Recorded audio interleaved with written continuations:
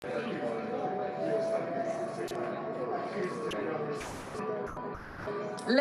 and gentlemen, welcome to the Malaysian Pavilion and a very good morning to everyone and thank you for coming. Now I'm Alexis and I'm honored to be your MC today for this talk, Malaysian Timbers, your trusted materials.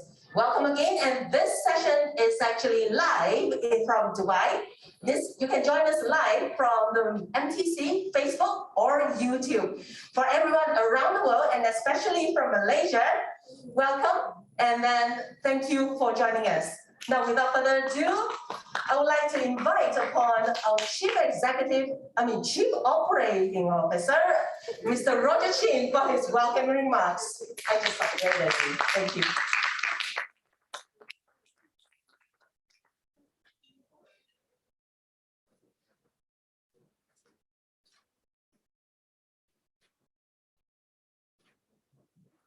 Hi, very good morning, everyone. Morning.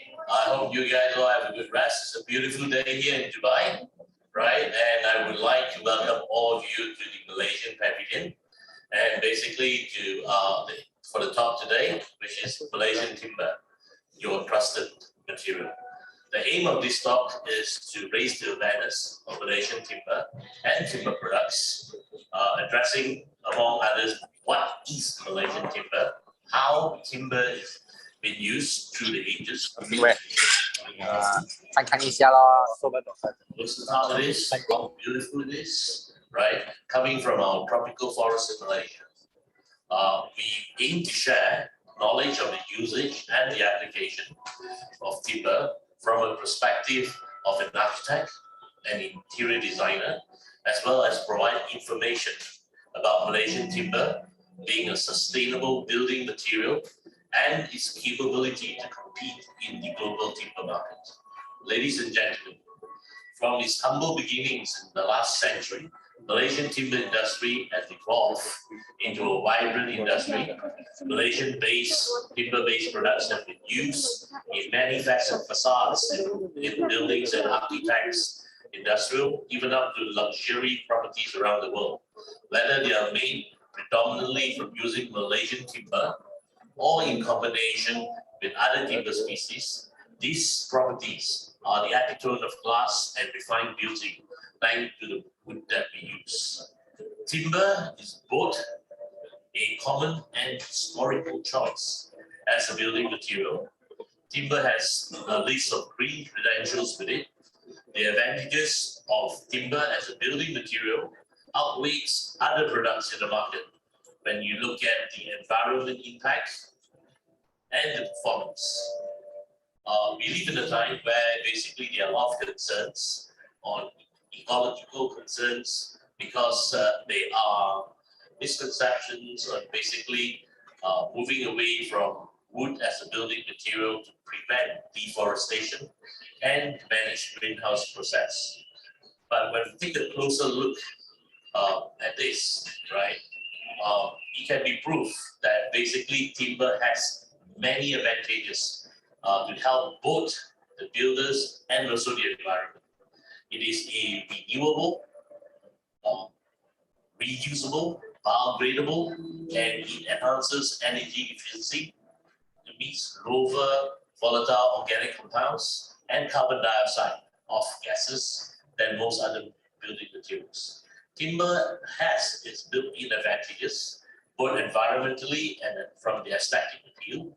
With the right application, timber can be kept for generations, and we are going to share more about this shortly. Ladies and gentlemen, I am very happy to have with us today 3 distinguished speakers from Malaysia to share their experiences and knowledge with us. They are Professor Dr. Architect Jimmy Lin, winner of multiple awards, including the prestigious Malaysian Institute of Architects and the coveted Agapman Awards for Architecture Excellence. We have an academic, Professor Dr. Azizi Baharudin, trained as a board and architect and interior designer. Professor Dr. Azizi is attached to the Interior Architect School of Housing and Building Planning in University Science of Malaysia, one of our most prestigious universities in Malaysia. We also have today with us Mr. Lim Yiswen, the Senior VP from Prime Horizon Berhad, General of the Malaysian Wood Industry Association. They will be sharing their experiences and expertise on timber utilization from the perspective of an architect and interior design, which shapes the Malaysian culture and economy. We aim to have some insights on the knowledge of Malaysian timber industries in terms of capability, versatility, and the variety, as well as sustainability through our distinguished speakers. Without further ado, I will pass the floor back to Alexis, our MC for today. Thank you. Thank you, Roger. Thank you very much for the historic welcoming and this warm welcome all the way live from Dubai now. So log in and watch us live from Dubai Expo 2020. Now, Malaysia is actually blessed with a lush or green heritage of forests, our national parks, wildlife sanctuaries, and so on. All these thanks to a century of sustainable forest management. Apart from its intrinsic beauty, wood is highly versatile. It has good insulation properties and is strong and yet easy to use. And today we are going to find out how, right? From our speakers. Now, first speaker, myself, he has a long credentials. Let me read this.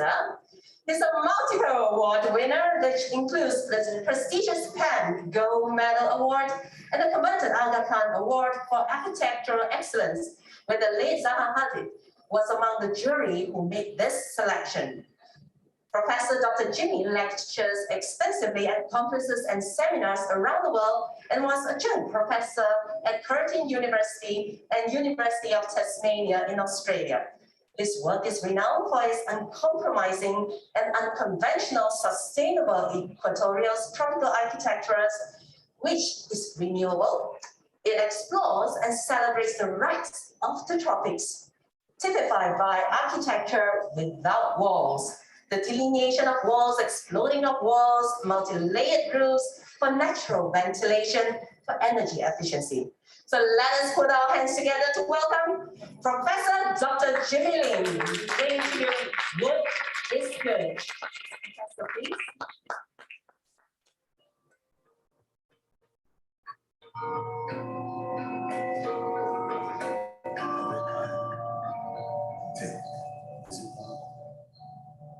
Good morning.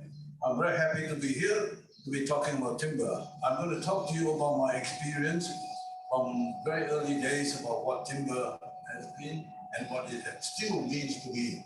I think to use timber, to design with timber, you must have a passion. And my title is Wood is Good. Wood, as you see up there, on the right, the Chinese word there says wood. And so when I say wood is good, it's because my name in Chinese is Lim. Lim has two wood. So I'm two wood, good wood and two wood. That's why I use a lot of wood. Next.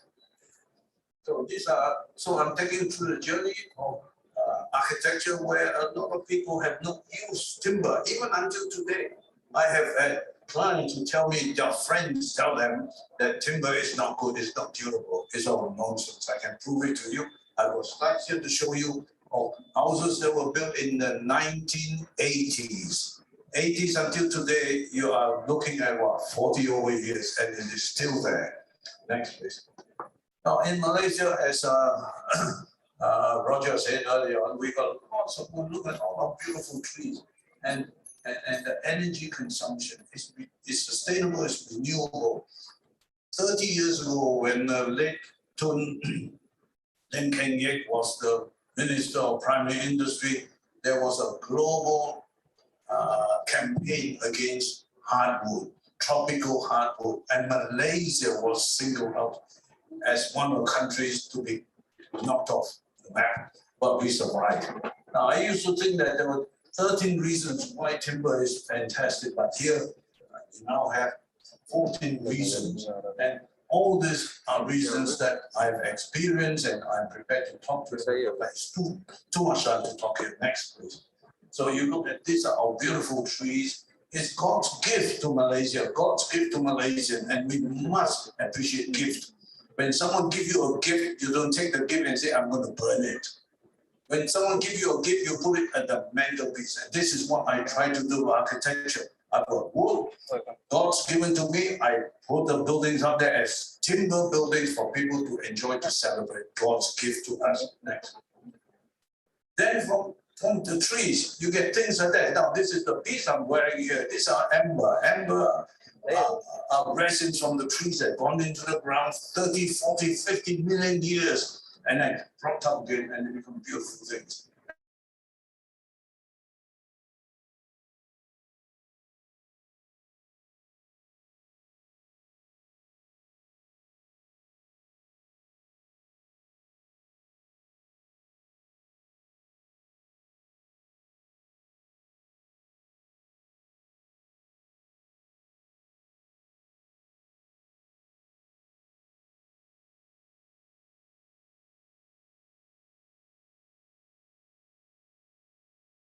Take them out, move the house and re-erect it. That's one way. The other way, you get all your friends on the kampong come and help you move it away in the central picture. Everyone carrying something, right? So that's what it is. Now, people say, oh, rubbish, you know. How can you take a house apart and rebuild it? We've done it. We'll show it to you next. So then today, most people are doing this. The timber they only use is for formwork, plywood, and what do they do after it? Throw it away. Now, what a pathetic way of doing, of showing your appreciation for God's gift. This is not what Malaysia is about. This is not Malaysians are about. Someone give us your gift. Every year you get all these gifts, and all you do is you got your bulldozer and look at all that. Nice. Long story. So, I know we put pretty pictures like this up just to tell ourselves, if the environment had all timber, these buildings and things like these are all buildings that we have designed. You know, it would look like this next.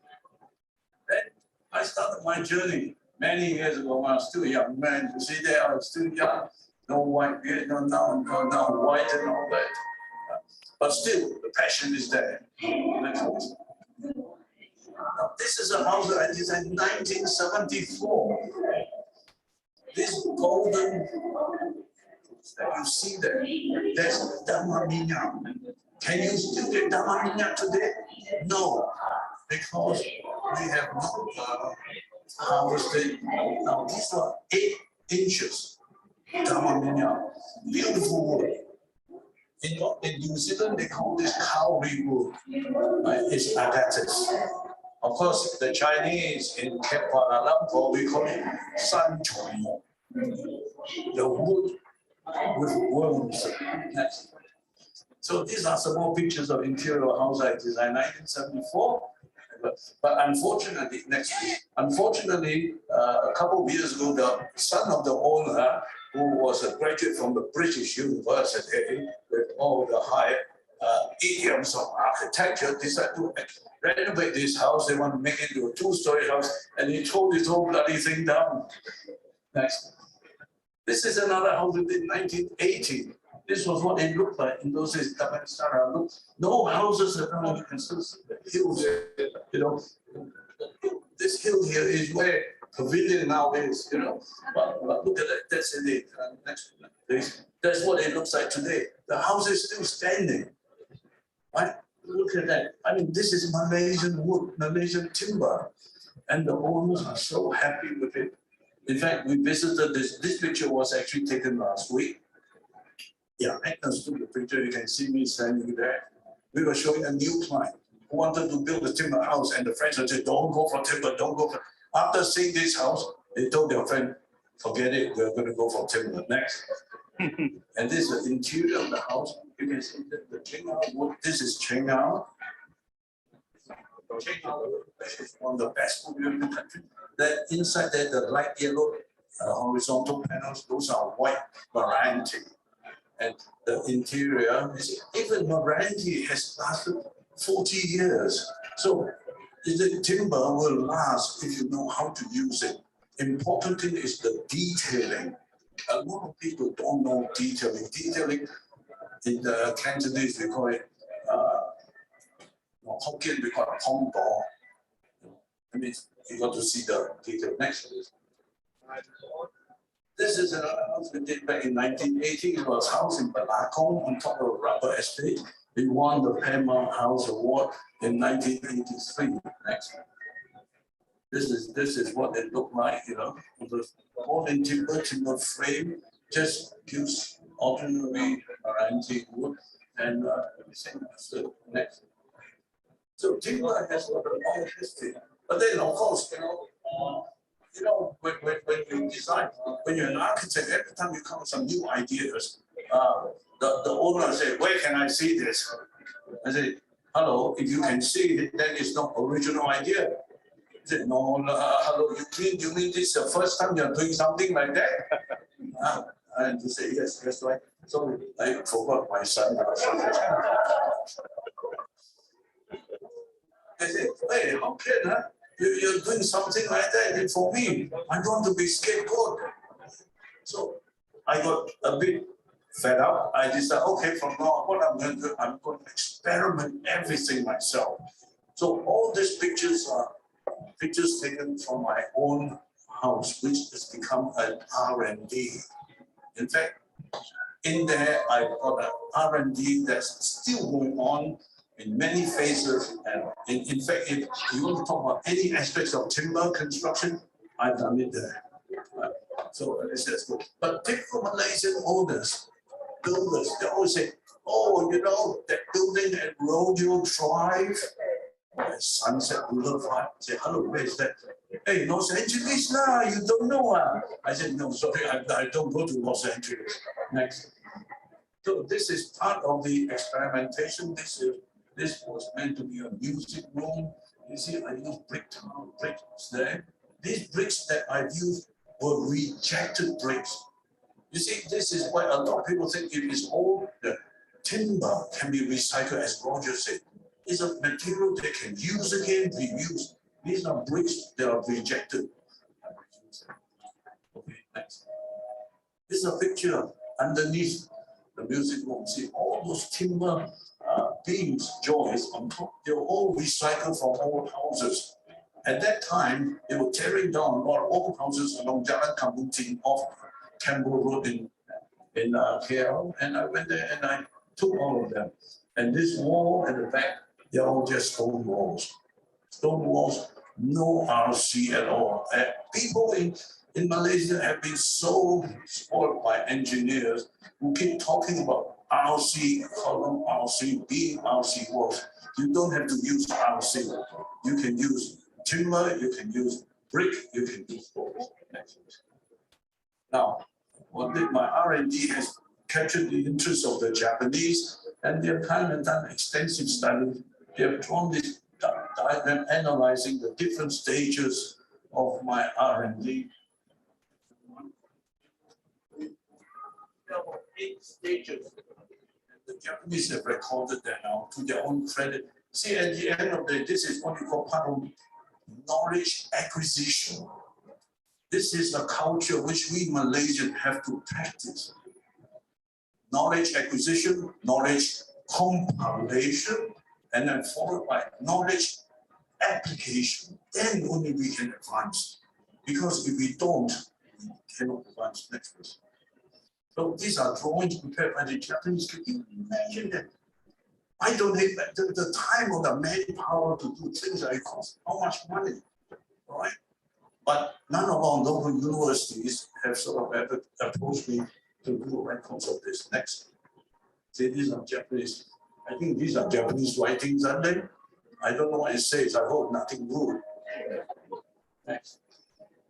And these are also part of the experimentation using different bricks.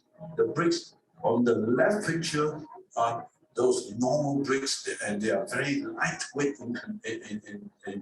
lightweight and light in compression. The one over there, the column, that's very high density, and it carries a lot of weight. So this, and even this louver windows here, recycled. They're from the old Eastern smelting building along Jalan Pumpera. One day they were tearing down the building, throwing it away, and I saw the thing. I went up to the guy. I said, "What are you doing?" He said, "We are tearing down." I said, "What about these toys?" He said, "We're going to throw away." I said, "Can I throw it away for you?" He said, "Yeah, you can throw it away." I said, "Would you pay me to throw it away for you?" No, no way. I said, "No, I'll just take the toys." You know, you got to make good, you know, otherwise. And this timber balustrades were from an old building where the now Southern Bank used to sit on. It was an old house occupied by a lot of families. And one day they demolished it, and I saw this thing. I got a little boy. I said, "Hey, go and collect all this for me." He collected it for me. I gave him $1. Oh, he was so happy. So I had a whole pile of this thing. I gave it to my old carpenter. There used to be an old carpenter in Old Hang Road. I said, "Can you, remove all the paint?" And he looked at it. He said, "Mr. Lim, why you want this old wood? I make you new ones, ah." I said, "No, please make it." So anyway, he removed all the paint. Then when he brought it back for me, he came up to me. He was so surprised, was smiling. He said, "Wow." In Cantonese, he said, "Wow, 好靚哦，呢啲係有木嚟喎。" "Oh, this is fantastic, very nice. These are thick wood." I said, "Now you know why I don't want you to make new ones." So, here are some more Japanese drawings, all the stages, all the levels, you know, to expand. All this extension I've done using timber. Thanks. Oh, this is part of my experimentation. The two mannequins I had to explain. I thought if Michelangelo can put statues all around, you know, in his churches and do it, I can make use of these things because I can't get people to make stone statues. So when a boutique shop closes, they throw away the mannequins. I pick them up and put them there. And what is very interesting is whenever people come to visit my place, they come in the front door, they walk in and they're looking, and then suddenly the head goes up. When the head jerks, you know they've seen the mannequin. So these are some more drawings. Now, we must give credit to the Japanese. I mean, they're such an advanced society, and yet the people are so interested to learn and gather information, right? So that, for their purpose. I suppose it reminds me of when they used to send photographers and dentists to Malaya before the Second World War. I wonder why. I think they want to know how many gold teeth, Malayans have. Now that section over there is what I call the boathouse. It's on top of the swimming pool, and from there you can look down the swimming pool, and the roof can open up so that you get direct light coming in, and at night you can enjoy the breeze. Next, please. And this is a picture of the boathouse. Everything is in timber, and and lots of interesting experimentation. For example, the beams spanning 16 feet is only 1 inch by 6 inch piece. But I use two pieces of planks, and I flitched them to create flitch beams so that this section modulus beam gets thick. And I can span that. Next. Now this is an essay in different parts. See, the white windows came from Klang, from the old police station. That window frame came from Penang. They're all different sizes, and I framed them in this wall using Chengar wood to create a composition.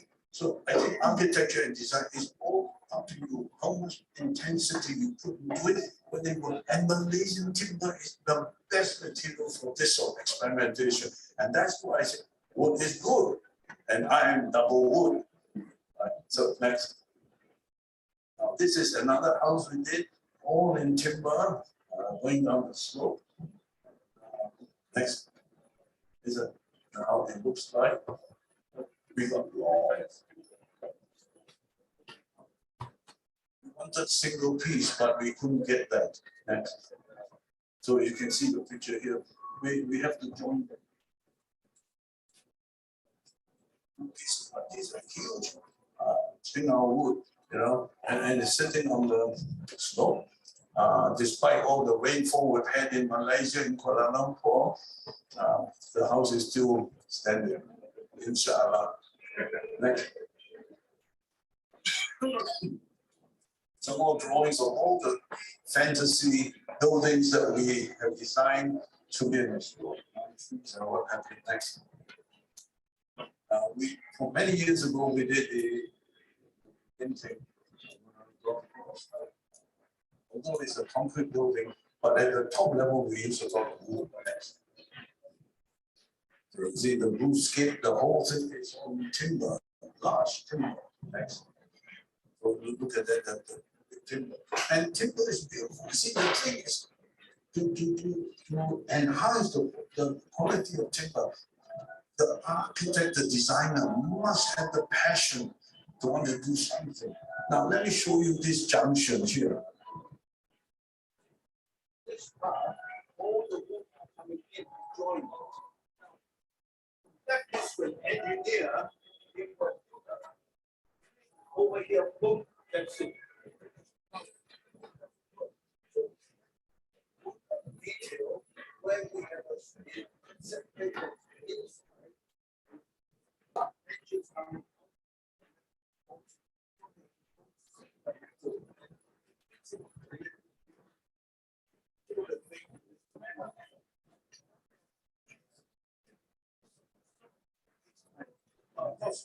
a lot of times don't understand what an architect does. They say, "Oh, architect, I just pay you peanuts." So with peanuts, how can the architect survive? So I hope a lot of people who understand that you want good design, you must pay. Like some of my clients, I tell them, "Why do you want this? Why do you want a Mercedes class house? Go and buy a Proton, the Super BC type, very cheap. Also got 4 wheels. Mercedes also 4 wheels, you get automatic. What's the difference?" They said, "How can you talk to me like that?" Well, I just said it. So this is the roofscape. You can see how much timber there's. Now this was done back in the. This was done in the late 80s, 1980s. 34 years in still there. Yeah. This is the other Awana, teacher again.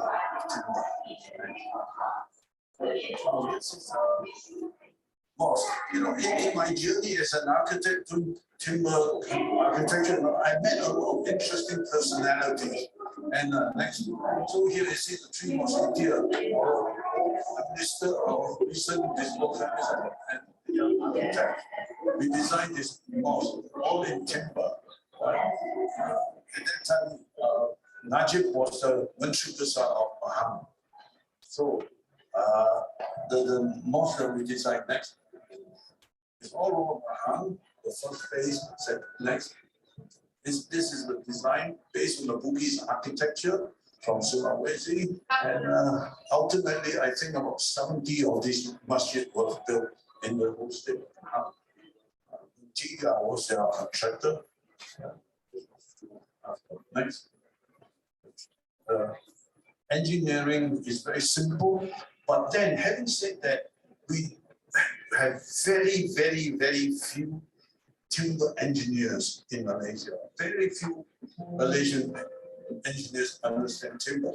So to do this project, we had to bring in an Australian engineer from Sydney to do the calculations. Thank goodness, I had one local engineer who understudied him, and this young engineer, who is not so young today now, is able to do some timber design.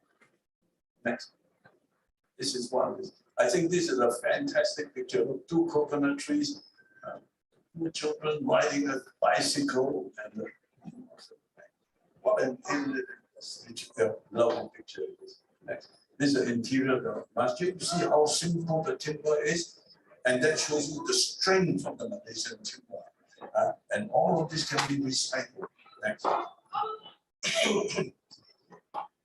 This is the 7 years house. That won the Aga Khan Award. Next. These are the drawings of the. These are the difficult constructional joints that were made by these craftsmen. They are so experienced, they are able to create this. And over the far side is a drawing with people connection. Now, these connections allow the whole house to be dismantled and re-erected. Next. These are pictures of the original house. As well as everything's in timber. This is what it was until the Salingers sold the house. Next.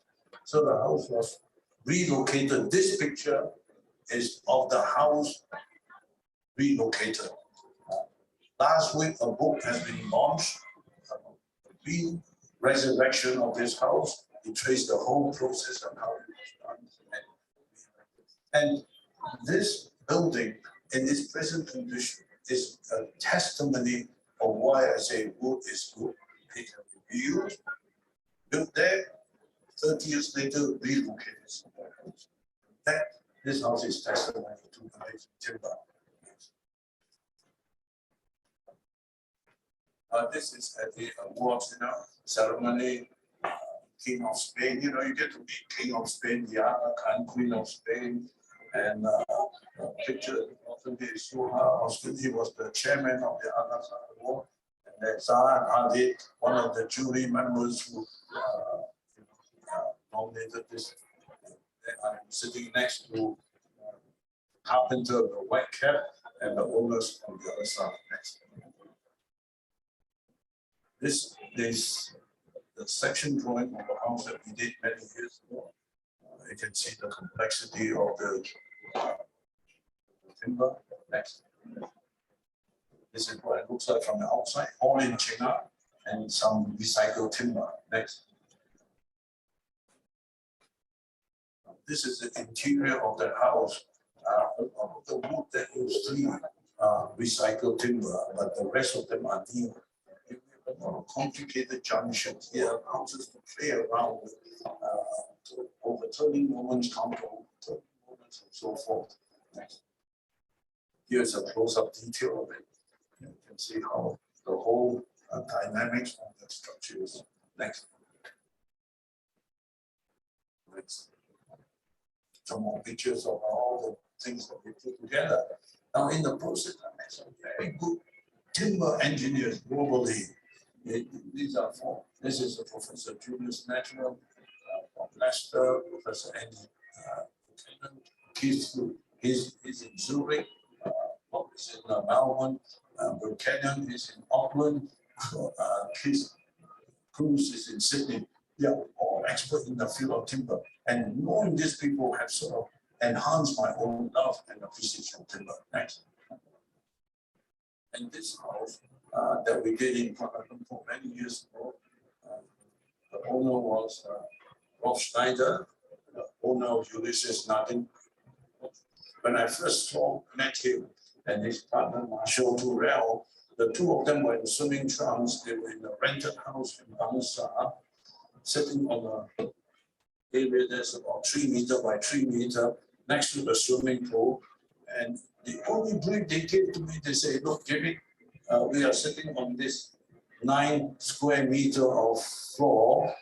We want this to be translated to be 95% of the house, and 5% of the rest of the house can be kitchen, bedrooms, and all. The rest have to be and a swimming pool.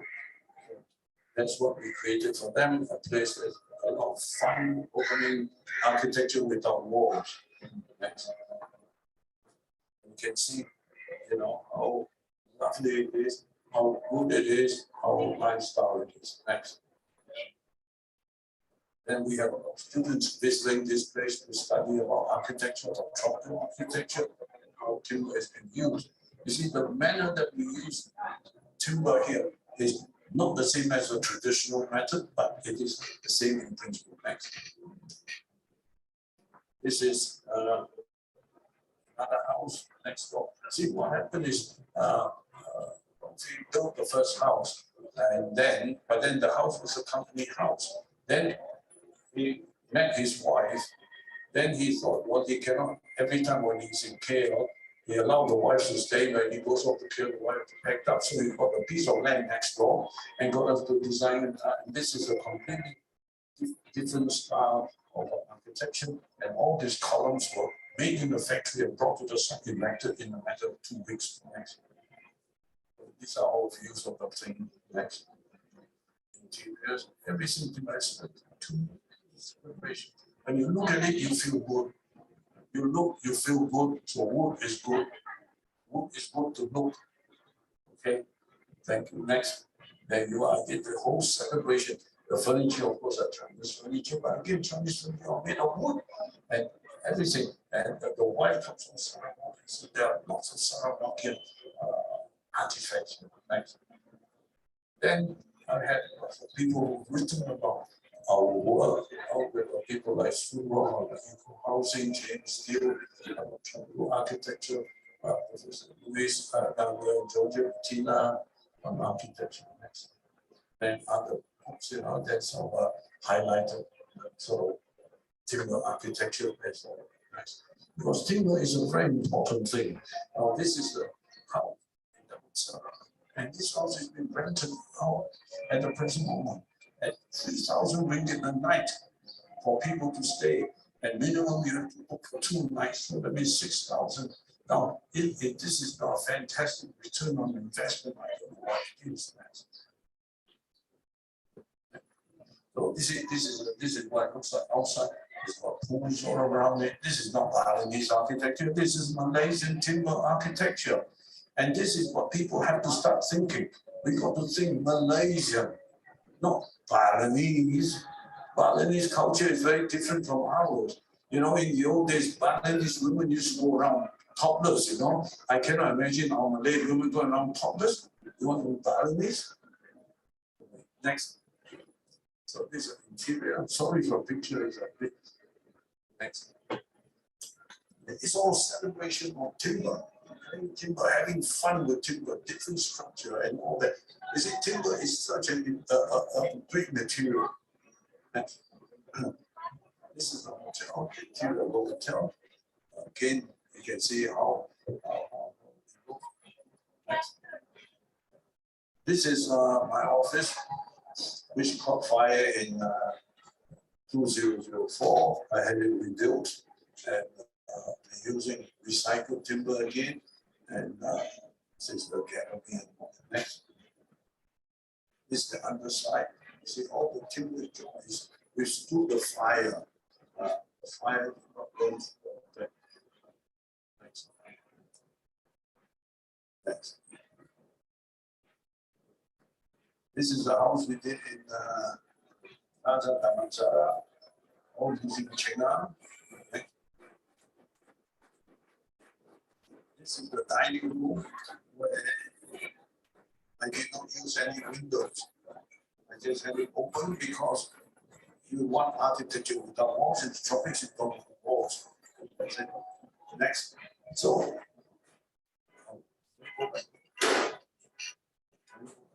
see, all these slabs are 2 inch by 1 inch China that are arranged in a way that modulates the space.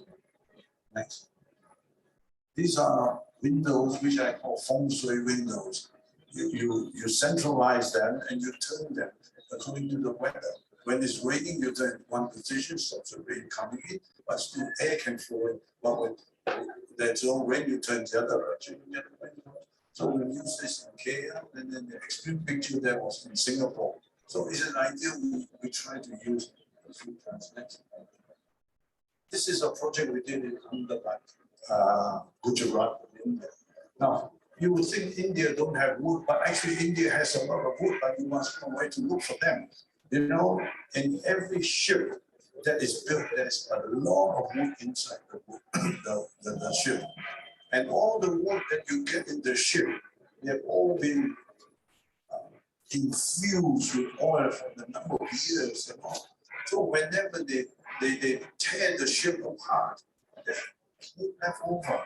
And then the wood is just that nobody uses them. So when I was doing this project, I told my clients, I said, we're going to use wood. He said, where the hell are you going to get wood? And wood's going to be very expensive in India. I said, no. I'll take you to a place in Alam.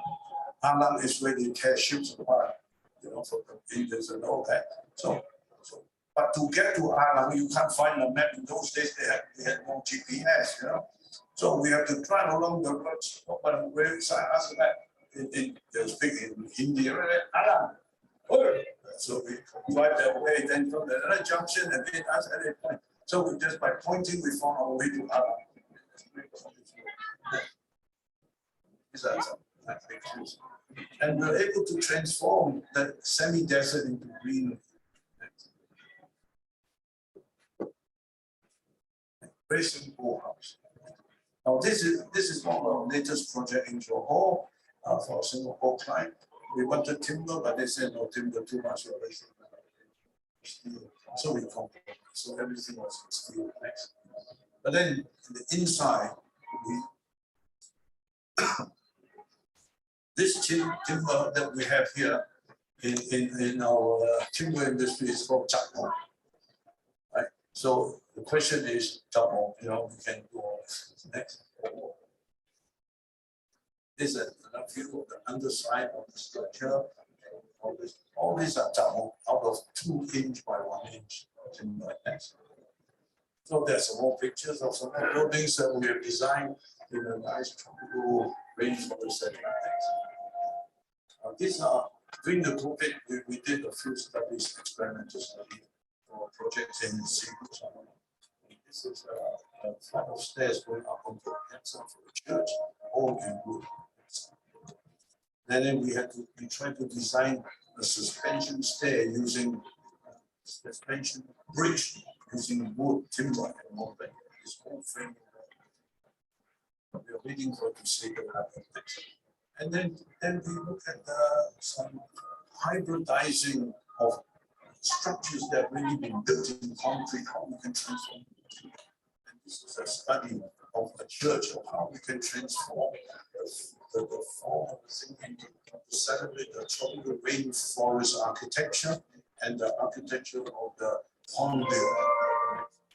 So this is why these are our studies of how these are interior pictures. We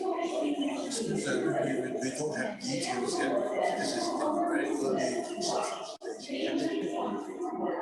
Here's a view of the loft where the hornbill head will be, the hornbill bill. And this is what we have next. And here is what the structure is going to imitate the shape of the hornbill. This is some of our Sarawak French workers. So finally, pause on the way forward, and with that, I say thank you very much.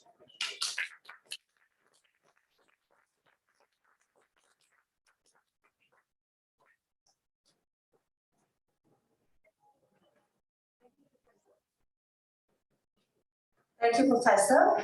Now, I do have time for one question. Is there anyone in the audience who would like to ask a question to Prof. Jimmy? No, never mind. Then, sorry, you too. Here we go.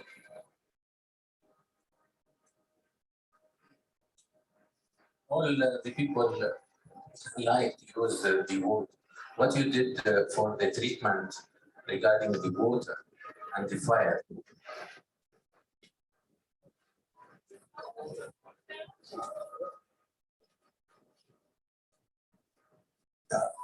Treatment for water and fire. Yeah, water is not a big problem.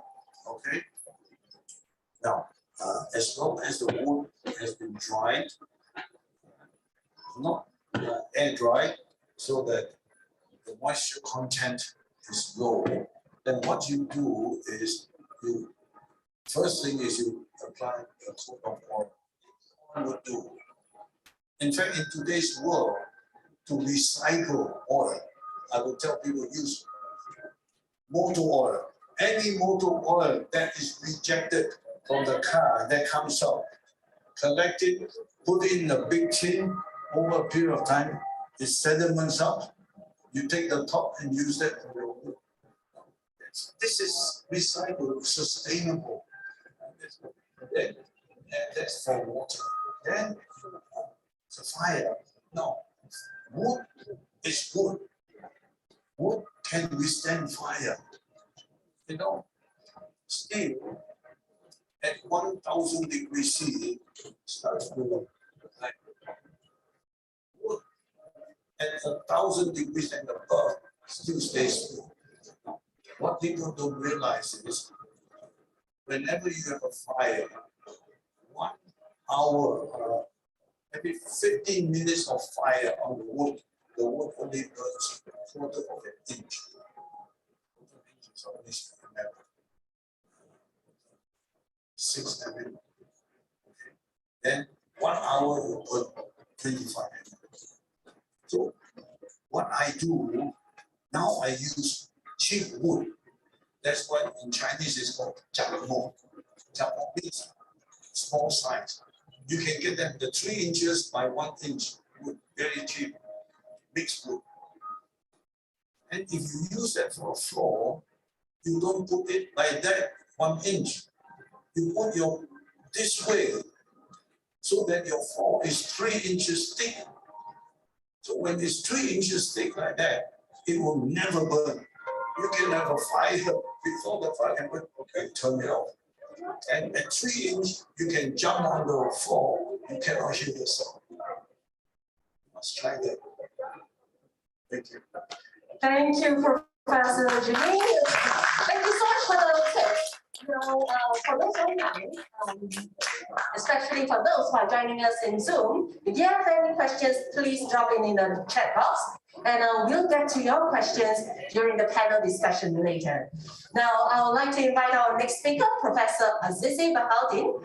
He's trained as both an architect and an interior designer, worked 7 years before joining University Science Malaysia as a lecturer in Interior Architecture Program, School of Housing, Building and Planning since 1999. He was the IN Program Chairman, the Deputy Dean Academic, the Director for the USM Strategic Communication Office, and the Director for the USM Creative Design.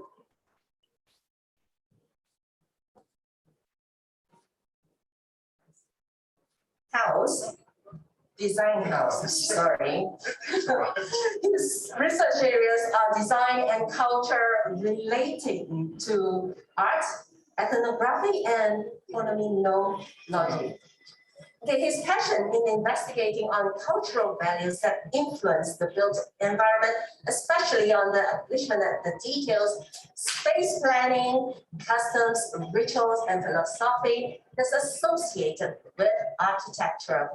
Published over 200 publications with titles revolve around design and culture related to architecture. He's currently researching on various traditional architecture in Southeast Asia region and their cultural influences.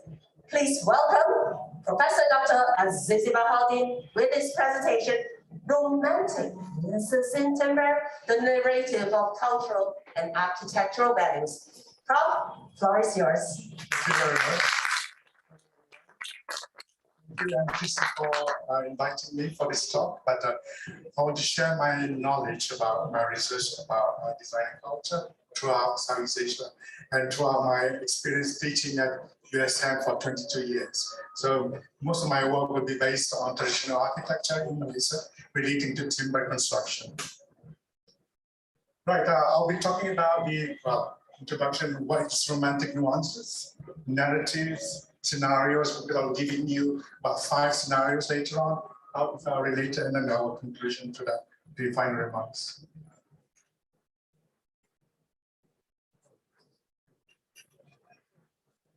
Right, these are the flow for my talk today. I'm talking about the romantic nuances, where it involve a lot of tangible cultural values, intangible cultural values, narratives, protagonists, and scenarios. Because most of the people don't really know what are involved in this construction of the architecture, but as we go deeper into the culture interpretation, these are all related to one another, because every architecture or traditional architecture has a lot of stories behind it. Right, talking about narratives is governed by cultural values or factors. tangible, intangible cultural aspects, and intellectual, architectural heritage, visual. Right, a lot of people don't really know because most of the traditional architecture, there's a protagonist. It can be a person, or it can be an architecture, or it can be a belief. So part of the architecture that I'm going to tell you later on is all related to protagonists who play an important role in this traditional architecture.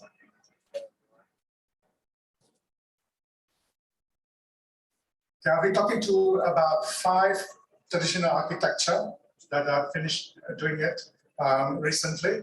The first one I will talk about is Istana Kenangan, which is again very iconic, Instagrammable architecture in Perak.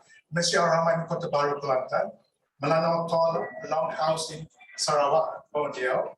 Rumus Longhouse in Sabah, Borneo. And also Rumah Melaka in Malacca, in the Peninsula of Malaysia. So these are all the locations where you can find all this architecture. I think number 1 where the palace of Istana Kenangan. Number 2 is the Masjid Ar-Rahman in Kota Baru. And number 3 is a tall long house of Melanau in Muka, Sarawak. Number 4 is the Muslim house in Sabah. And number 5 is the Melaka Malay house in Malacca. Right, Istana Kenangan first, the first scenario. Okay, this architecture has various names like Istana Lembah, Istana Kelarai, Istana Kuning, Istana Tapas, Istana Ladang, Istana Maya. All these names are related to the functions of the architecture during that time, because it was built in 1930s and until now been changed to the Museum of Perak in 1986. But what I'm trying to show you today is the construction of the Istana or the palace. It's entirely of wood. Okay? There are various types of wood that have been used for the construction. But what is more important about this architecture is the philosophy behind it, or the hidden meaning behind it, and the player who plays an important role in this architecture. Yeah?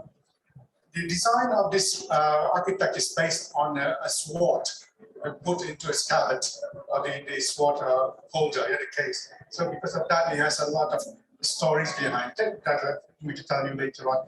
But what's unique about this architecture is because it's a Perak style architecture where the roof is placed an important role in determining the characteristic of the Perak architecture. This is how it looks like in terms of elevation. It's not a very big palace, but enough to make it really romantic per se, because of the finishes of the details that have been put onto this architecture. This is the roof. Yeah, you see that the roof has many ridges. These are the Perak roof. We call it 5 ridges. Very important for Perak because that's what characterizes the architecture of Malay traditional Perak house. The floor plan is only 2 stories high, but what is important is the open space of this architecture, where all the walls are quite open with the woven bamboo for the walls. And because of that, it allows a lot of ventilation for the interior of this palace. This is how it looks like now. We just finished the refurbishment of this architecture, and a lot of people who came to Kuala Kangsar Perak, they love this architecture because of this unique style of the wall finishes, the roof. Even that it has a very, what I call it, iconic kind of feature.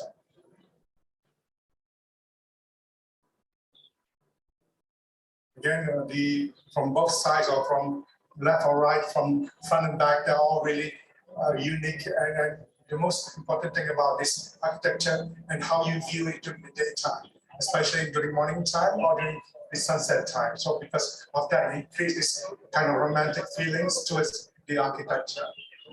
This is how it looks like. Okay, these are the main door. You can see that it's the main door. The reason behind this main door, because they're trying to protect the inhabitants of the residents of the Istana from being attacked by the enemies. So because you have to open outways rather than sideways. So because of that, they can protect the door with a lot of heavy things on the door. And because of that as well, you're protecting the inhabitants of this palace. And most of these are all the time, most of the time, you can see that a lot of lighting coming in for ventilation, as well as the control view of the vista towards the valley and also the mountain areas of this palace. But one most important thing about these features of this Istana is the wall motifs, yeah, which is called kalarai, which is then the bamboo that being sliced thinly and then woven into that to create a pattern called kalarai. Yeah, that's why the name of this istana keeps changing according to the function of this palace. And then again, the view is in the valley. Okay, because of that, it creates this kind of a what I call a very romantic feeling. Now I have to go back to this romantic nuance because the architecture is creates that feeling that if you wake up in the morning, you can see the light coming in through the wall, which is made from woven bamboo. And back then, the story is that kids have no gadgets to play with, so they count lights on the floor. So it's part of the story behind this palace. Yeah? And the valley behind is all full of fruit trees and whatever vegetable that you think that can be planted.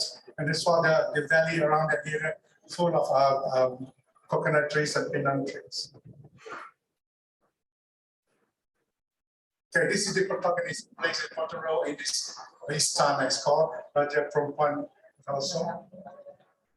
Okay, she never left the istana, although the istana kept changing, the palace kept changing era, because she's the one that is an artist, a cook, embroider. She's everything. She's also a people's person, where she invited a lot of people to come to enjoy the palace together, where she cooked for the people on the open ground, on the ground floor. So it's part of the protagonist place and people know of how things can work with the community.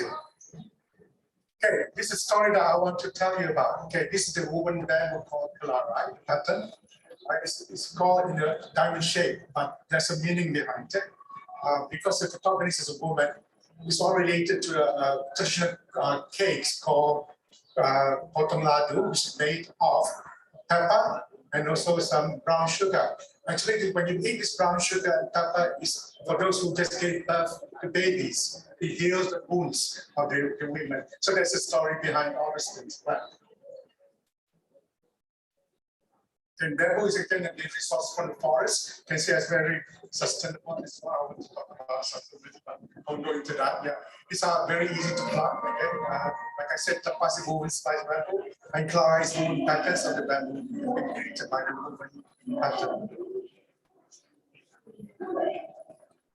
Right, this is the part where it's quite interesting with the timber being used. 1, 2, 3, 4 times. Okay. This is colonial construction.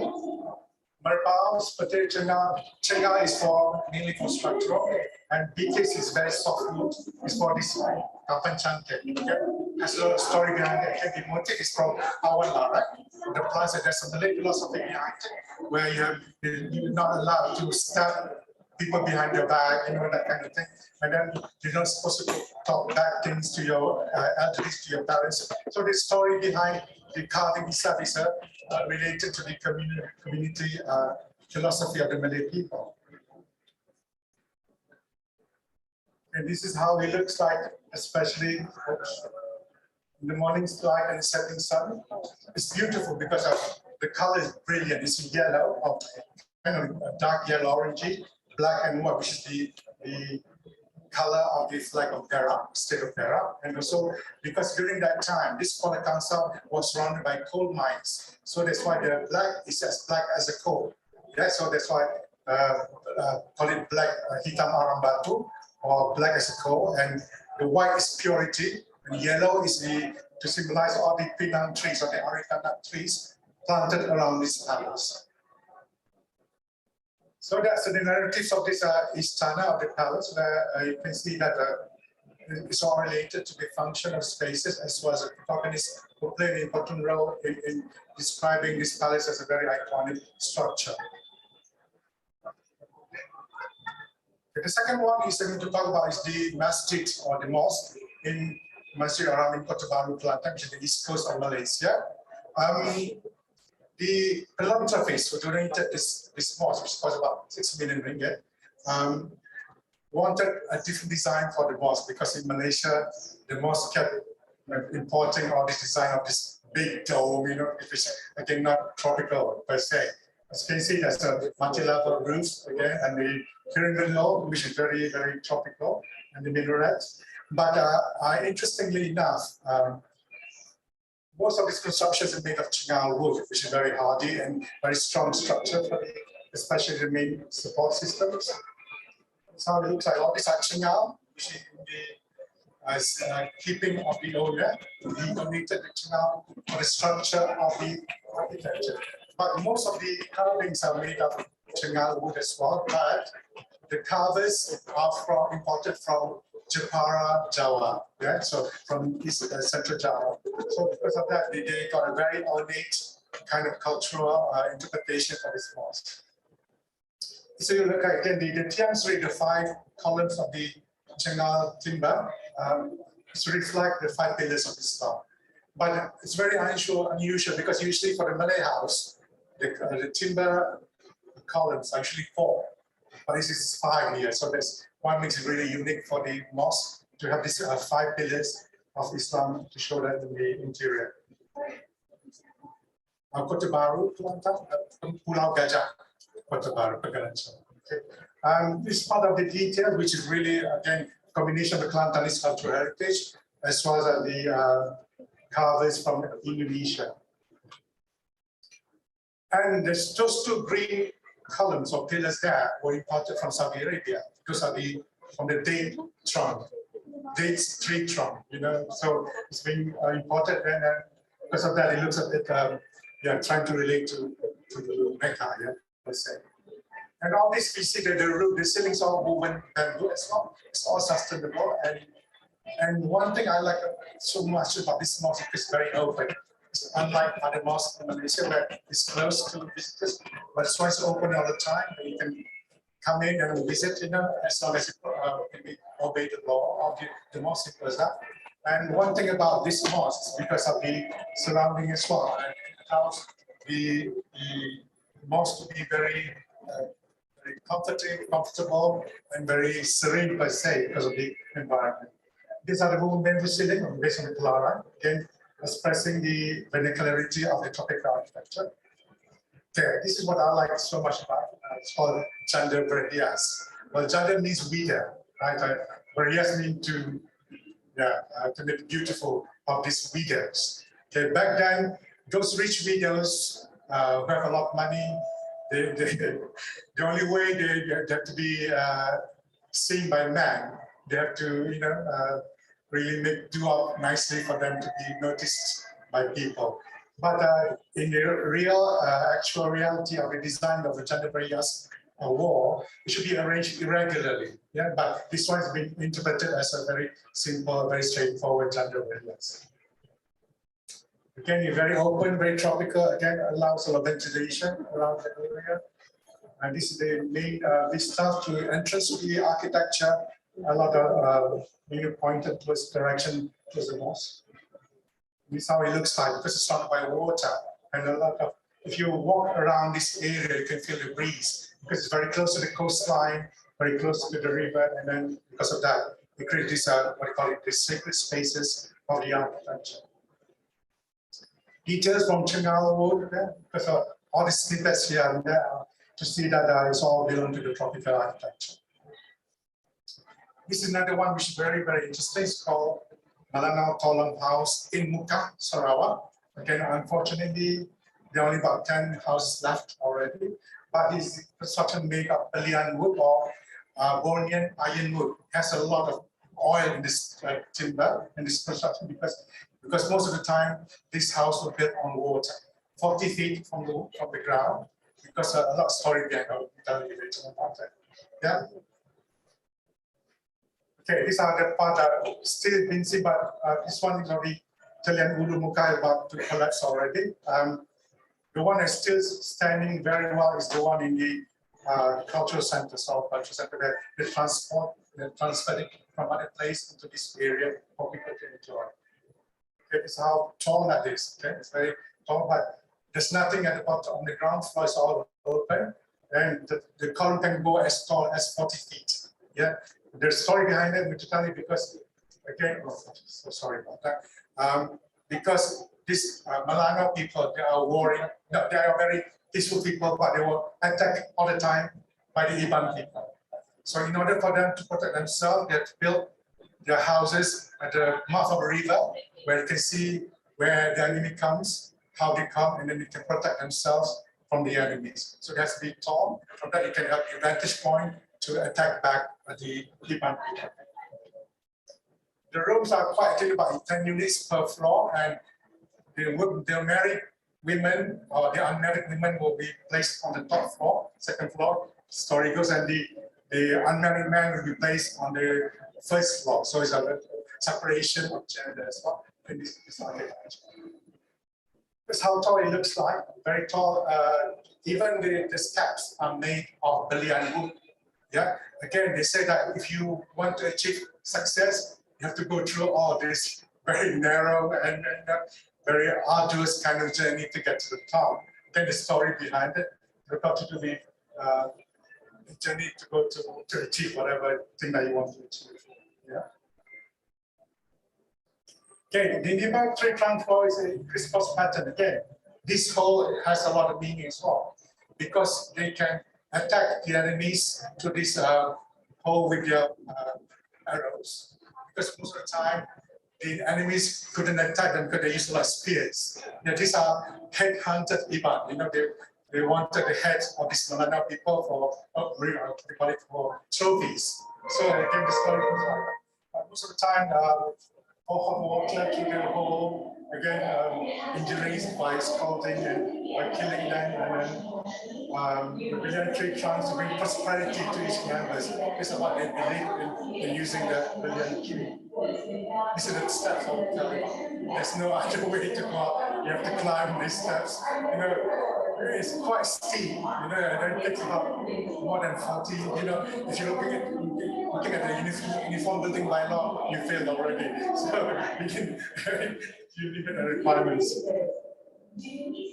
Okay, one thing about this Malana people is a very patriarchal society, community. So it's controlled by this Babayo or the shaman, but they have all of these rituals being performed in the interior of the house.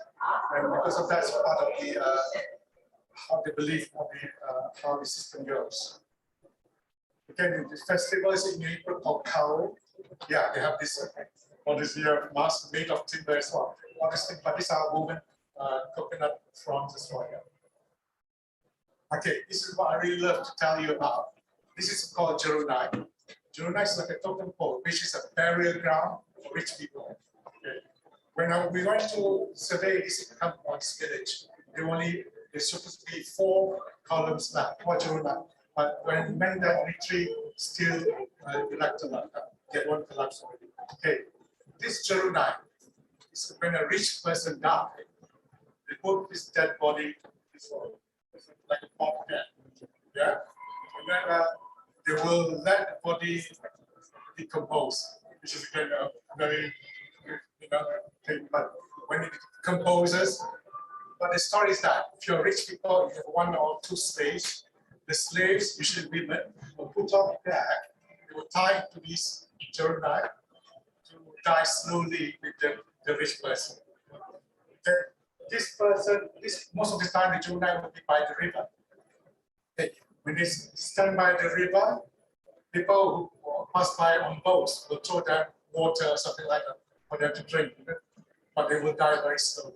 This is again a very gruesome story about this Jerunai. But anyway, Jerunai is made of Belian wood, which has lasted a long time because of the oil quality in the timber that prevent them from being rotting by water. Okay, the next one I'd like to tell you about is the Nurung Stone House again. Unfortunately, this house only 1 or 2 left in Kudat, which again in Bandung, Sabah, Borneo. You have to go about 3 hours into the interiors with a 4-wheel drive. There's no road, proper road. Okay? The longest Runung house is 100 meters long. Yeah, you can have maybe about 10 units per long house. Yeah, depending on the length of it.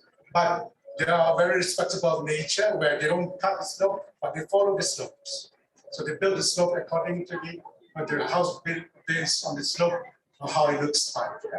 But one thing I like about this Rungus community is matriarch. So it's controlled by a woman.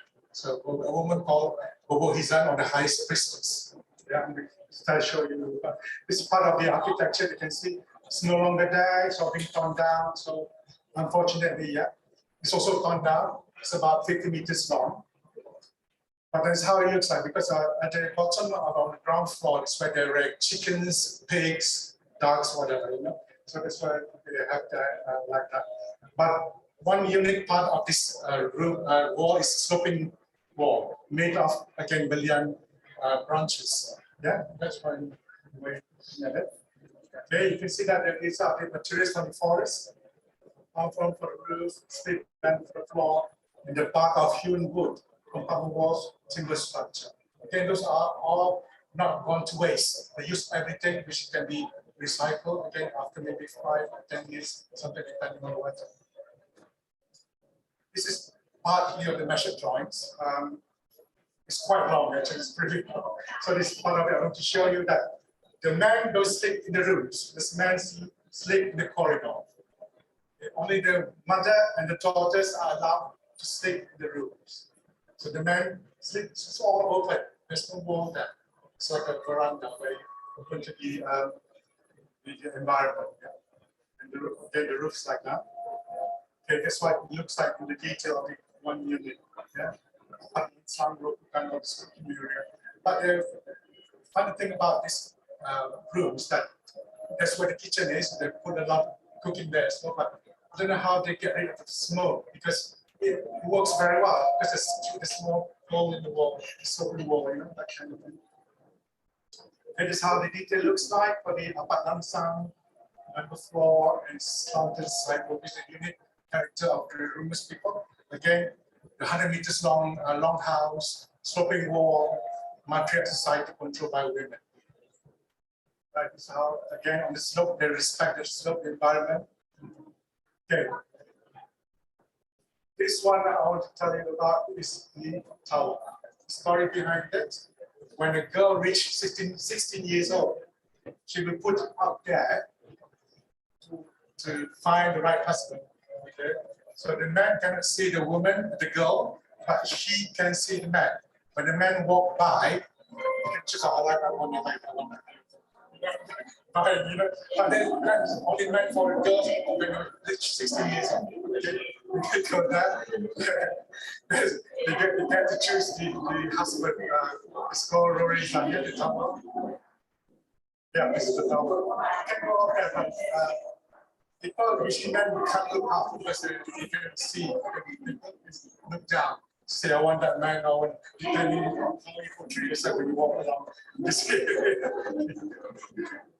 Okay, the controller, the matriarch of this society is called Boathouse. So the one who made a lot of choices, made a lot of rituals for the blessing of the community. Those are being controlled by the Boathouse.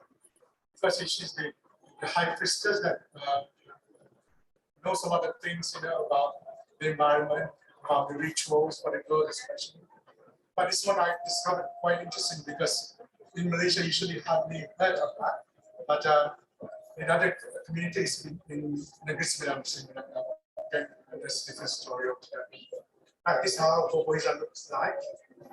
They do a lot of sacrifice, yeah, piglet, whatever during the ritual. And they love to drink this white spirit, white alcohol called malakite. Yeah, yeah, that's part of the rituals. Okay, the last one, the reason why I chose this one as part of my talk is because it's the unique architecture in Malaysia, of the Malay architecture. It's the only architecture that has attic, Malay architecture has attic, courtyard, as well as Malacca steps. So it's a combination of Chinese and Malay architecture, because courtyards are from the southern China. So they have that applied into this architecture. The attic, again, like the Rumus people, are meant for girls. You know, but you see there's a lot of ventilation for that. These are, again, damar minyak timber. I think they're used for that. That's how it looks like. Again, the courtyard, so they changed the passageway of courtyard, the main house of the rumah ibu, and the veranda and the kitchen, all those things are part of this architecture. Then if you are rich, when your daughter got married, you extend further to the back. It becomes longer and longer. And then maybe another courtyard in the courtyard. So it looks like quite high, and most of the time, tropical architecture requires this pilotis or above ground to avoid the wild animals as well as the flooding. Courtyard, and the main character of this architecture is the Malacca statue, which is very colorful, made of tiles usually imported from China. Right, I'm sure you are, those who know architecture, these are part of our Bible per se. We refer to this all the time in terms of architecture. But this again, the open space, Rumah Ibu and Rumah Dapur, the kitchen. Okay, this is the, one thing about the Malay house, there are two domains for the architecture. The male domains are usually the veranda, the front bit. So if you are a guest, you're not allowed to go into the house. You're allowed up to the veranda. If you're a man, if you're a woman, you're allowed at the back passageway. Yeah. But then if you're closer to the family, you're allowed the next step up. Just like the you're allowed on the veranda to have tea, water, coffee. Then if you are very close to the community or very close to the family, you're allowed to the main house. Yeah, so from there you can have discussion, whatever solution. Because the Malay house is very open. During the times all open to whatever space, but during that time you have partitioning, they usually offer fabric curtains. Yeah, this is the female domain, the back door, the kitchen, as well as the passageway at the back. And the courtyard, steps by the tiles, all these things are really part of character of the architecture. This is where the girls are going to be active. Okay. Mass ventilation is all when you feel the breeze, but yeah, when they're 16 years old, I don't know why 16 years old, but they're put up there again to look for suitors. Go figure. Yeah, I like this. Kampung Water in Malacca. A lot of colorful houses, which I found really interesting because of the bravery of them to color the house according to what they like. Then I call it sustainable material, about palm frond roof, woven bamboo partition, all these things are part of this sustainable requirements of the house. Okay, the ledge, all this, again, carvings based on the philosophy of the Malay people, but interesting enough is the balustrades is made of bamboo shoot. Okay. Bamboo shoot, in the philosophical way, is related to the Malay philosophy of if you want to train the people, you have to train it from kids, from young. Okay, so that's how, again, it's like the bagai out and things like the bamboo and the banks, paper banks, but they have to help each other to stand united. So that kind of understanding in terms of the interpretation of the details in the carving. All these details are very, yeah, okay, you can see that's quite simple. Some of them are very ornate as well. And then, okay, the advent usually, if you cut out the advent made of maybe flowers, there are 7 sacred flowers in the Malay culture. But if you cut out maybe from jasmine flower, the advent, they believe that the breeze that goes through this advent will bring the nice smell to the interior, at the same time rejuvenate and revitalize the owners of the house. That's what they believe, because the 7 sacred flowers are there: jasmine, rose, frangipani, ilang-ilang. I forgot there are 7. But anyway, those who believe in that, they will carve out the flowers based on that sacred understanding. Right. What I'm trying to say here is that it's very slight and soft understanding, because people see architecture physically as it, but if you go deeper, there's a lot of meaning and interpretation in it. Yeah, because even space planning means something else. It means something different to other people, and then depending again. Not many people knows about Rumus, the matriarch society, controlled by the Boathouse. Not many people know about Malanga people, again, because they're tall building, 40 feet. It's really, really tall. Again, it's about the warring communities in Borneo. And talk about the struggle of philanthropists in Malacca, in Kota Baru, for the mosque. Try to find a new identity for the Malay mosque, rather than going for a big jump based on the Middle Eastern architecture. Again, all those are the specific words and subtext, which again allows a lot of interpretation. All in all, again, you can see that most of these architecture I presented to you were constructed with timber. Again, the timber of the natural material of Malaysia. So again, it's been standing there for a long time. The one that damaged the architecture are not the material, but the people. So again, the important thing about understanding the materiality, the romantic nuances, protagonists of the tangible and intangible cultural values, that really makes the architecture more meaningful for the next generation. For that, I thank you very much. Thank you, Paul. Good timing. We have 2 more minutes. Can I get some questions from Paul? Is there any question from Paul? They would like to ask Prof? Thank you. Oh, yes. Hi, thank you, Prof. Very interesting illustration about all the different architectural aspects using wood. For the Rumah Melaka, I'm just wondering the ethics, the sloping roof. I know that there are air vents in it, so which helps with ventilation. But the design itself, is there any other purpose for it? Just for the attic purpose, actually, for the room upstairs, extra space for the inhabitants, because they have these rules about Malacca people about allowing the girls to choose their own suitors and that kind of thing. Those are the interpretation. And again, the attic is the only character that you want to different from other Malay architecture in Malaysia.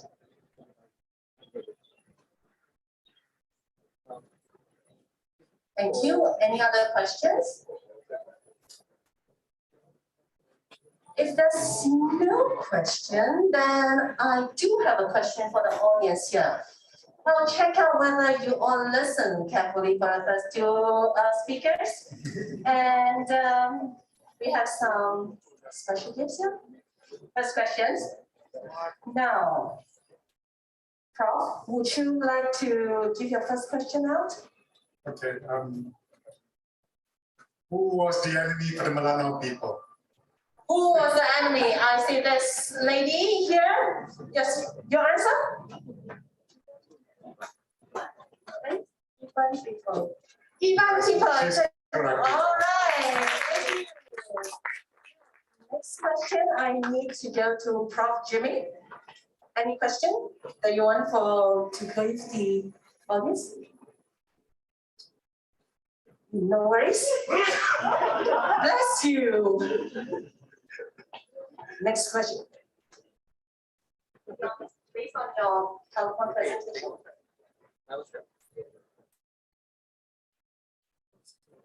What's the name of the most durable timber?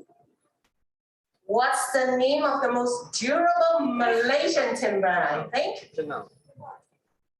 Oh, yes. This beautiful lady here. Sorry. Belian. Belian. Yeah.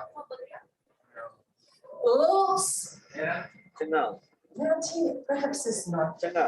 I'm sorry. The answer has been given out. So sorry. Next question, Prof. Okay, the Rungus people were based on matriarch society. What's the name of the high priestess? Oh yes, another pretty lady. Hey, Jens, hello. Correct. No.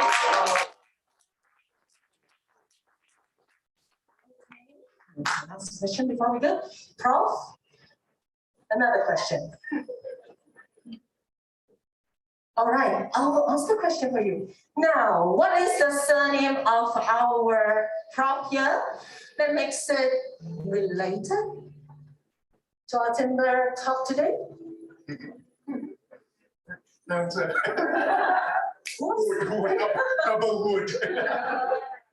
All right, but Prof. No, I'm just joining in the game. Any takers? Lim, yes, thank you.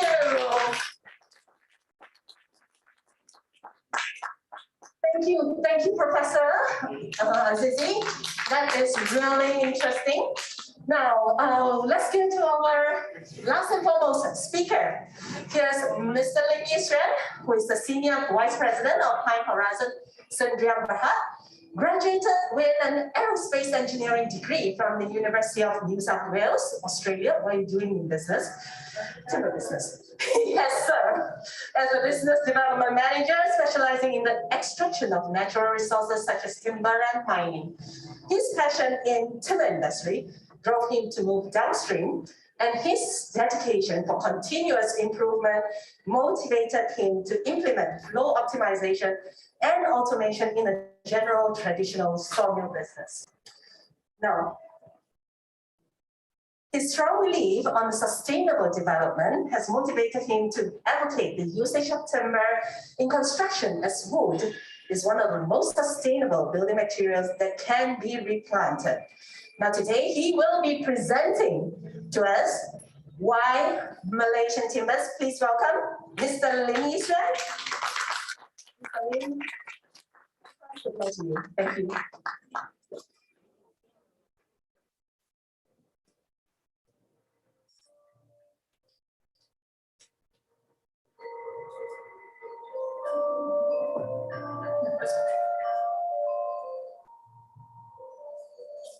Thank you, Alexis. Good morning, ladies and gentlemen.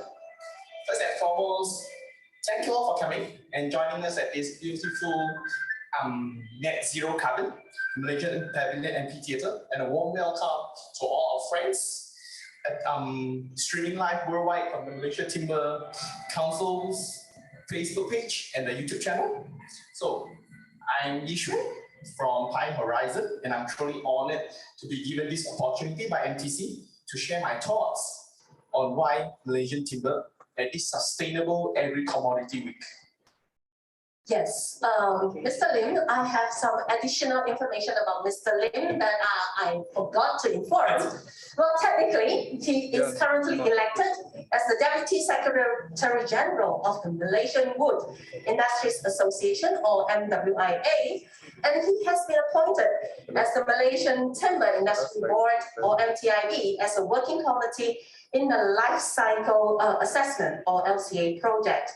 Now, in addition, he also served as a member of the Associated Chinese Chambers of Commerce and Industry of Malaysia, ACCIM, the International Trade and Industry Committee, to actually foster better relationship and business communities with their international partners. Now, today, I understand that you are going to talk to us a little bit more about timber, Malaysian species, what can be offer and potentially offer, and as well as the LCA. So I pass back to you with why Malaysian timbers.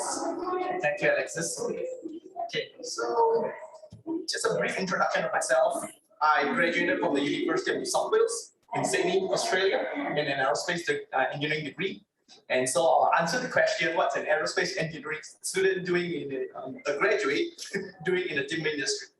So basically, upon my return to Malaysia, I was offered an opportunity to join a natural resource exploration company doing mining and logging at that point of time when I was waiting for my placement at an aerostructures company in Subang, Kuala Lumpur. So while I was working with this company in the east coast of Pahang, I discovered that timber is truly sustainable building materials as compared to our project sites. We do mining of iron ore, mining of bauxites. So these materials could not be replenished after exploration. It's only timber that we are able to replant it back so that the material will remain sustainable for our future generations to come. So in addition to the increased public's understanding on the importance of sustainability in recent years, drove up the demand for timber in recent years. And this started to shape the public procurement policies in a lot of developed nations, like in Japan, Netherlands, and Germany. They are accepted as green materials, green building materials, although nevertheless, steel and concrete will still remain relevant. But we would like to propose in my presentation that timber could be a very good alternative. And this is what the Malaysian timber could offer to the world. So my passion for sustainable timber got me appointed as said by Alexis by the Malaysian Timber Industry Board to be a member of the technical committee to study on the life cycle assessment for Malaysian timber products from cradle to gate.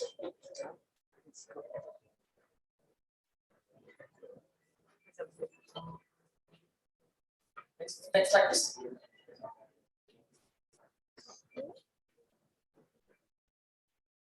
Okay, so in line with the theme of the Malaysian Pavilion, energizing sustainability, the topics that we'll cover today is sustainable forest management, carbon cycle, and the application of Malaysian timber.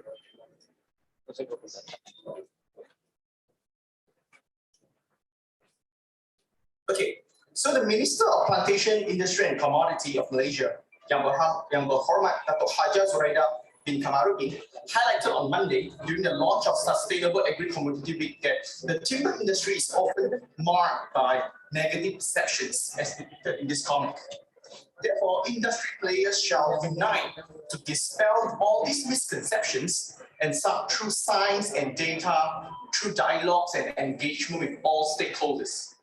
So, a huge shout out to MTC for producing a documentary titled Forest Beyond Timber, which will be aired in National Geographic Channel in the first quarter of the year. Good job. Next slide, please. Okay.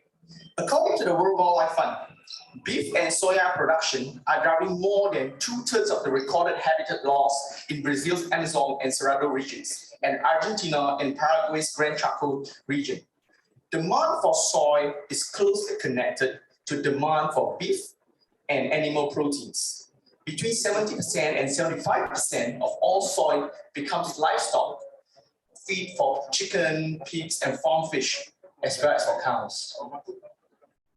On the other hand, environmentalists often argue that habitat loss is primarily caused by logging and highlights the adverse effects on the ecosystem, which in turn led to the diminishment in our total forest cover. In Malaysia, we had ratified the Glasgow's Leaders' Declaration on Forest and Land Use at the United Nations Climate Change Convention, better known as COP26, to reiterate our commitment to maintain and increase our forest cover. Data from the Ministry of Energy and Natural Resources and the Malaysian Timber Industry Board show that the Malaysian export value had increased from 19 billion in 2008 up to 22.3 billion in 2018. And over the same period of time, our forest cover increased from 53.6% to 55.4%. So this proves that although the timber exports are contributing much to the gross domestic product, the GDP of the country, this has not come at the expense of our forest cover. So how did timber products generate a handsome amount of revenue for the country while the forest cover continues to flourish? This feat is achieved through sustainable forest management practices in Malaysia. So basically, an annual coup is enforced to control the area of logging permissible in the production forest every year to prevent overexploitation. So pre-felling inventory will be done by forest rangers to estimate the volume and species of the timber that could be harvested. This ensured no endangered species from CITES are felled during the felling operation. Strict conditions are imposed as mother trees are not allowed to be felled, including having sufficient buffer zones to ensure that water are not contaminated. Therefore, mature trees that are allowed to be felled are issued with bar-coded codes for logging purposes. Upon the completion of forest harvesting, forest rangers would re-enter the concession areas to conduct a post-felling inventory to gauge the remaining young trees available. The plot will be replanted and regenerated before being harvested again for the next iteration around 30 years. Re-entering is strictly prohibited before the time frame. And in fact, most of the sustainable timber produced in Malaysia today are from plots harvested 20 or 30 years ago. So these are the second or the third iterations of production forests, as we rarely produce from virgin forests in Malaysia. So ladies and gentlemen, Malaysia. Next slide, please. Okay, Malaysia has been practicing sustainable forest management since 1901 and have experience managing natural forests for more than a century. Malaysia Timber Certification Council is an independent organization established in October 1998 to develop and operate the Malaysia Timber Certification Scheme, MTCS. And MTCC is committed to strengthen the scheme to realize the full value and contribution of forests through sustainable forest management and the chain of custody certificate. The MTCS provides independent assessment for forest management practice and audits of timber product manufacturers and exporters to ascertain that the timber product manufactured or exported are sourced from sustainable sources. This is to ensure that the sustainable management of Malaysia's forests continues to able to meet demand for certified timber products, and audits are only conducted by independent certification bodies such as SIRI and SGS, so that there's no conflict of interest. The Malaysian Timber Certification Scheme is endorsed by the Program for the Endorsement of Forest Certification, PEFC schemes, the largest forest certification scheme representing more than 3 million hectares of certified forests worldwide. The MTCS is also the first tropical certification scheme in Asia Pacific to be endorsed by PEFC. So, Forest Management Unit under the Malaysian Timber Certification Scheme, MTCS, would implement selective management system. So under the selective management systems, not all trees are allowed to be cut during the harvesting process. So they are only allowed to harvest about 32 trees per hectare, generating around 40 to 50 cubic meters of timber per hectare. And only trees that have a circumference of exceeding 50 centimeters of the Dipterocarpaceae species and above 45 cm of the circumference are allowed to be harvested. So these are done in order to ensure that only the mature trees are harvested, but the younger trees are left so that they can grow after that. Okay. In addition to sustainable forest management, reduced impact logging is also encouraged to reduce the effect of logging. So on my left, we have the conventional logging method using bulldozers, and on your right, you will have the RIL logging method using an excavator mounted with a pulley. It's called a loft fishing method, where they will pull skidded pulleys mounted on all these excavators to pull up the timber and pinch it up instead of building huge roads, or we call ski trails, that have more effect on the environment. So even with conventional methods, even with conventional methods, ground-based harvesting methods, the efficiency in Malaysia logging operations produce about 40% less carbon dioxide equivalent as compared to Ghana. As discussed in the study by Gan et al. In his journal, Log Harvesting from Natural Forests in Peninsular Malaysia, published in 2021, and in the Journal of Tropical Forest Science and Adu et al. In Life Cycle Assessments for Environmental Product Declaration of Tropical African Mahogany, Kaya, lumber produced in Ghana, published in International Tropical Timber Organization in 2014.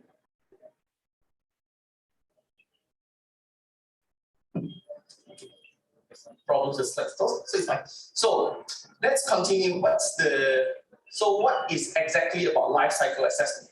Life cycle assessment is an analytical tool to assess the environmental performance and to identify the environmental hotspots in the product system.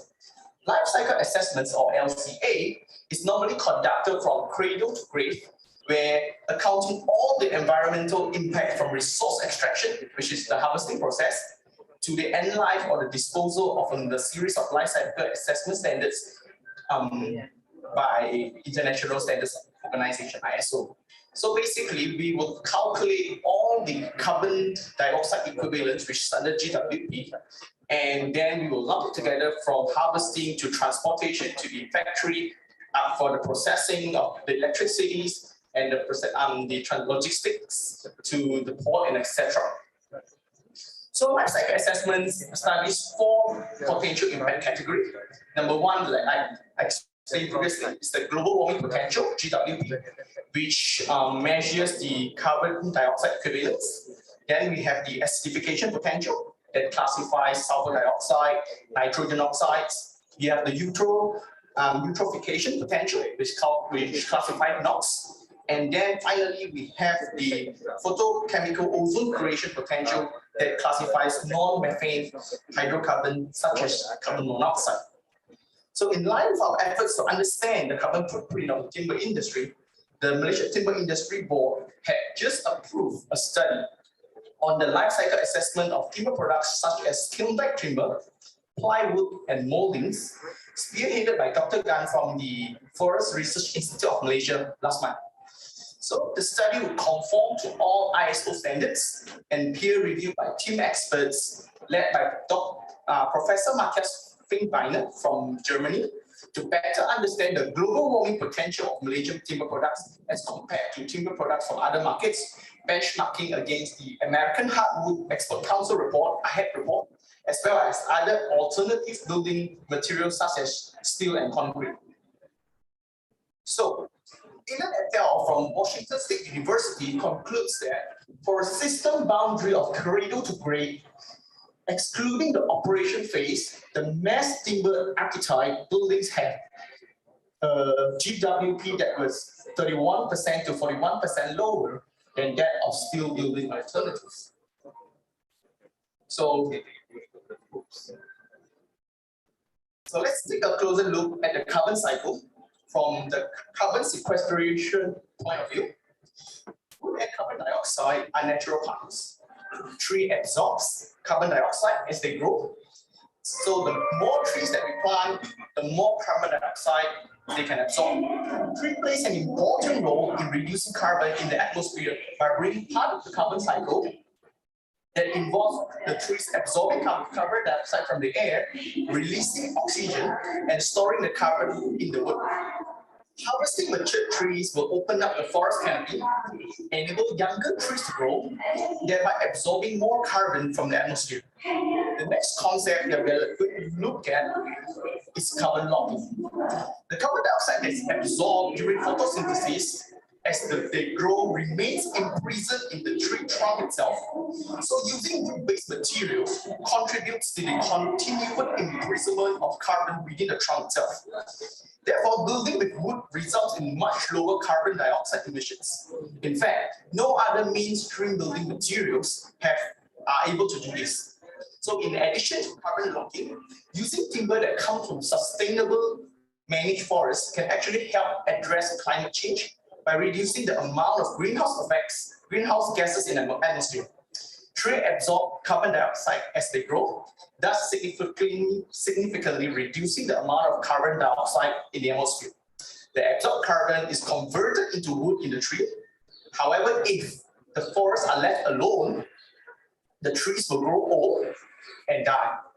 Trees can also die due to forest fires, lightning, and due to the brute force of nature.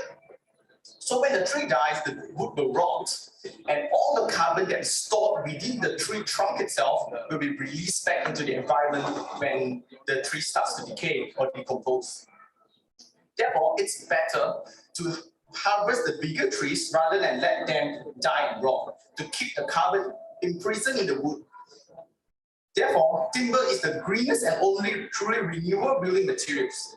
New trees can be planted to replace those that are harvested, thus ensuring the perpetual supply of trees and contribute positively to the health of the environment through the cycle of absorb and of carbon dioxide in the atmosphere. So last but not least, timber is a fully recyclable building materials, and it requires a fraction of the energy required to produce concrete or steel.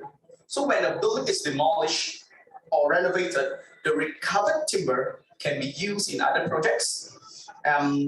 For example, we have the compass railway sleepers that have been removed and made into benches, and we do have a lot of examples presented by my fellow colleagues like Dr. Azizi and Professor Jimmy Lee of how recycled timber can be reused so that the carbon that is stored in the timber products remain to be stored instead of being left to decay and rot and causing the carbon dioxide to be released back in the environment. So it's evident that these green credentials of Malaysian timber and it's evident that these green credentials of timber make it a material of its kind, like no others. So what does Malaysia have to offer? So I've shortlisted 5 commonly used species. Let's start with, I think they changed my slides. Okay, so they did update my slides, but it's fine. So let's start with 5 common species that we are using. Like our friend here, I heard that you're saying about Meranti. So one common species that we have in Malaysia will be Meranti. And basically this amphitheater, this Malaysian pavilion, the claddings are all made from Meranti. So Meranti is already a very well-established species in the Middle East, and especially in the sizes of the 2x8s, 2x10s, and 2x12s. And it's used widely as a utility board in the Middle East. But the Meranti has been used for many other applications elsewhere. So I'll give an example. Like in Europe, the Meranti timber is used as door frames or window frames. So yes, so they are used. They could last for more than 30 years. Basically, that's the guarantee that how much confidence they have in Malaysian timber products in Europe. So basically, there's a lot of applications that Malaysian timber can be used, and that's why the Meranti is also known as the little red Philippine mahogany. Apparently, so this is because one of the reason Meranti is one of the preferred species and is well known is because of its great drilling and the characteristics of it. So a lot of carpenters like to use it because it's easy to drill, it's easy to machine, it's easy to work with. But another timber that I like to propose to the floor today is Nyato. So Nyato is one of the timber that we use a lot in Malaysia for solid timber doors, and they are used a lot in the interior furnishing. So I'll show you some examples later where we are using a mix of different Malaysian timber in different setups, like in hotels or even in the Oxford Islamic Center in London.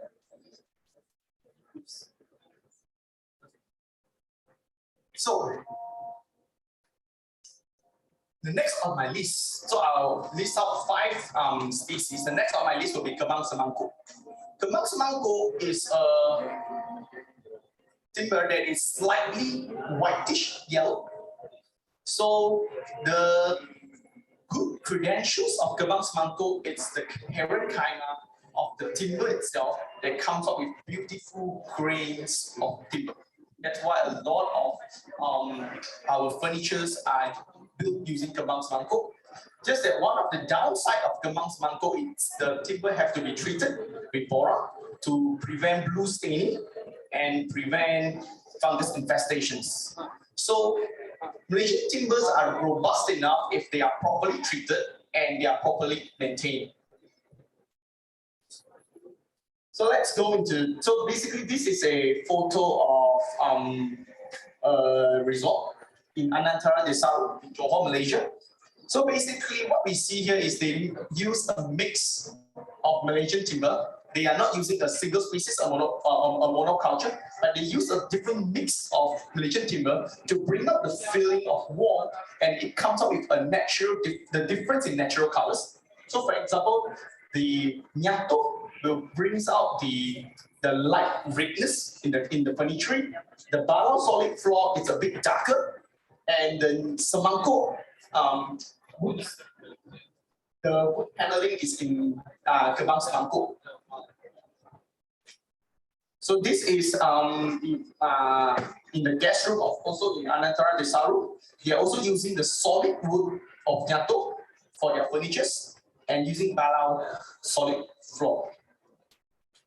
We have in the same hotel, they are using semangkuk. Basically, the main mix will be semangkuk, Balau, and sometimes we have merbau and cengau, like presented by my fellow colleague previously. So Balau, cengau, yellow Balau, cengau, and merbau are very robust and very durable building materials on its own. So they could be subject to the brute force of Mother Nature. So they are weather resistant. So they are made for heavy constructions, marine applications and stuff.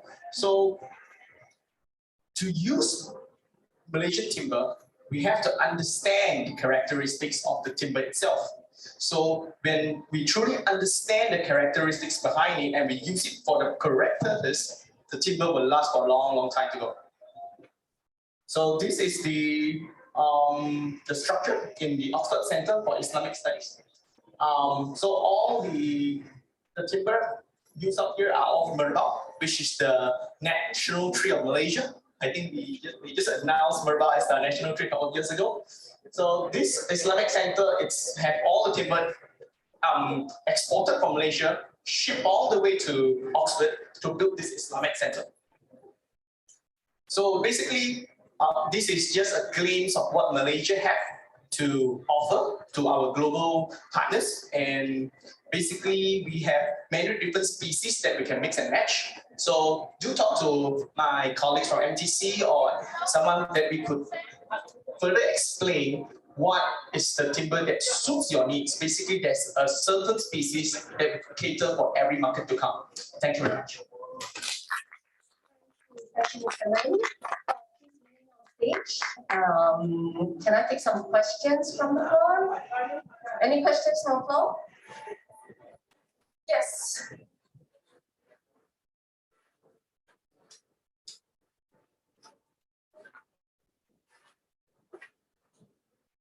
Thank you very much for your interesting talk.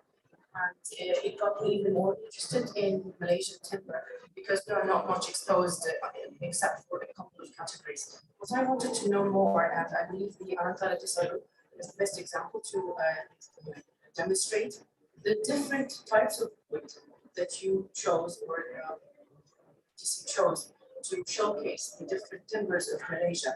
Is it that it was only varnished and protected just with its original colors so we can see the contrast between the colors, or have they colored?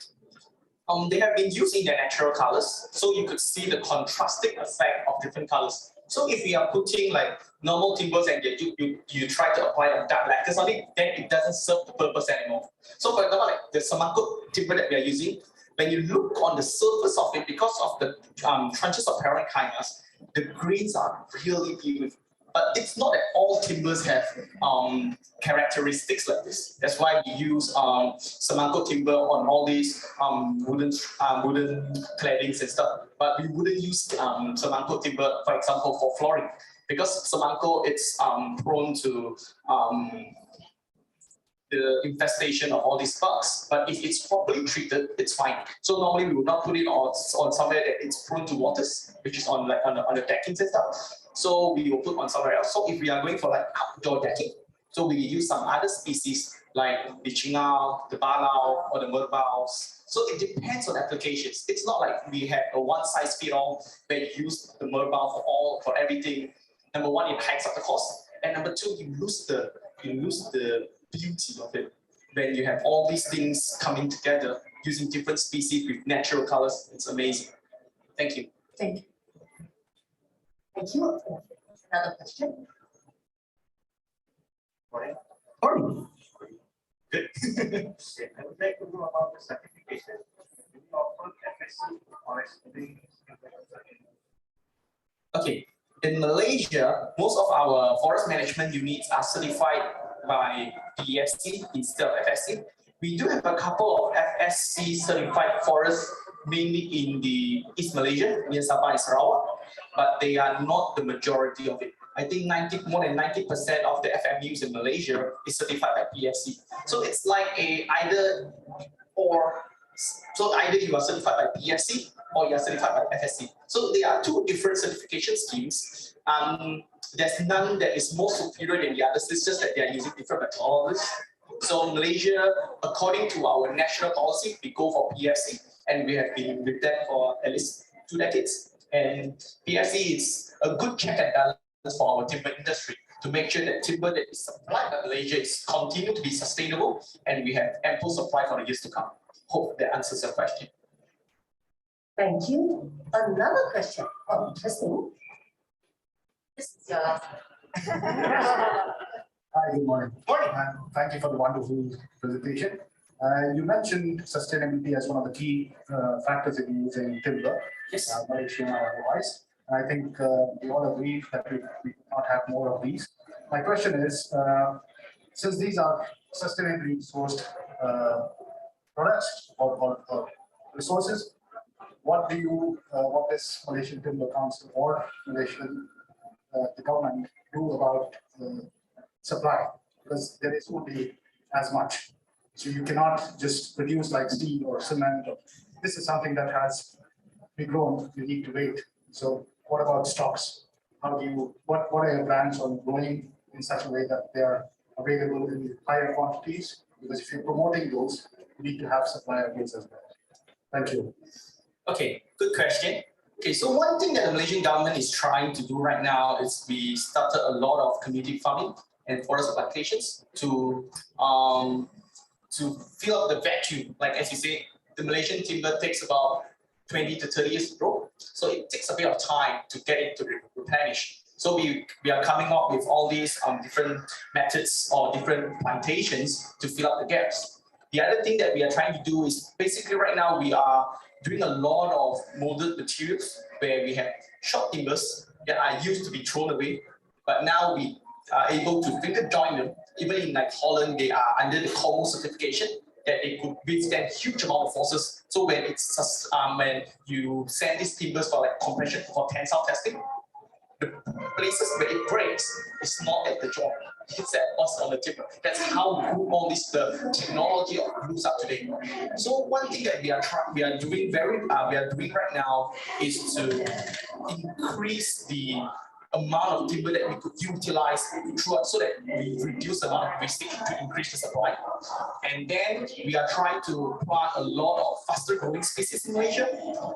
We are trying some local species like the Meranti Temat Nipis, and we have done the Meranti Tembaga in Malacca previously, and now they are trying overseas species as well, such as Eucalyptus, Polonia and stuff. But all these are still in a lot of trial stages, and we'll see how all these things are going to come together and make the Malaysian timber industry better.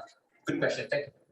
Thank you, sir. That's a very good question. I'll do a little bit of heads up. Today at 4:30, we have another talk about the Malaysian certification system.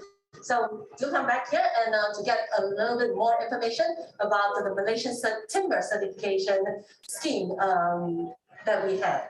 Okay, now I'll give you a chance as well to ask a question to folks here.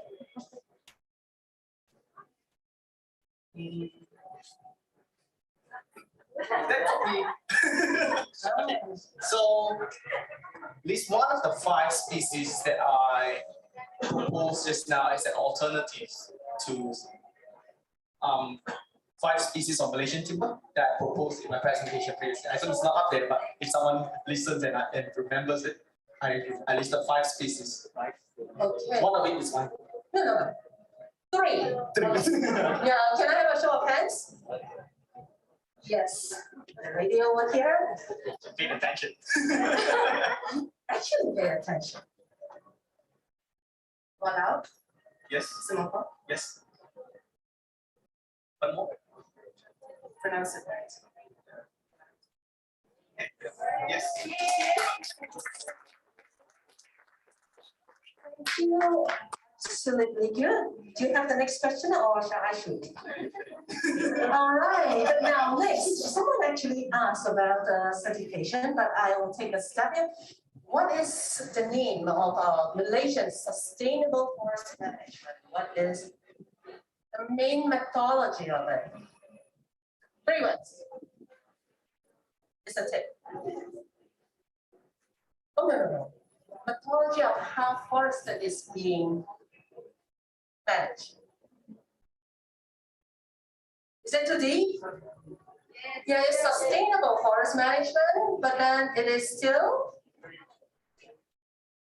it is called anyone who gets that gets, I will up this a little bit. No, I will not do this. Anyway, anyone who gets this, gets this. Great. Okay, so what is the main methodology of Malaysia's sustainable forest management?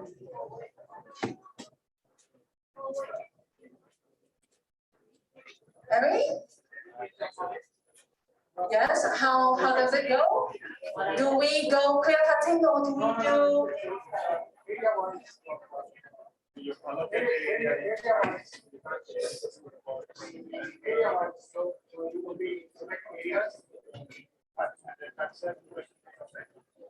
Only certain percentage of it is cut, and older trees are cut and leaving the tree.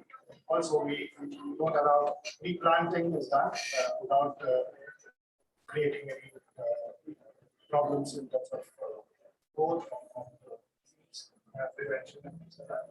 So moving from cutting certain areas and certain percentage of it, and moving to the next one and letting the trees go. That's kind of a cycle. Thank you. For you, selective forest management, this is exactly how we do. We do a rotation base, so we do not do here cutting. It is actually on the rotation place. Forest is technically leave to regenerate for the generations to come. Thank you so much. We're upcoming. We will now invite all the speakers on stage for a while. We will now start with a quick panel discussion.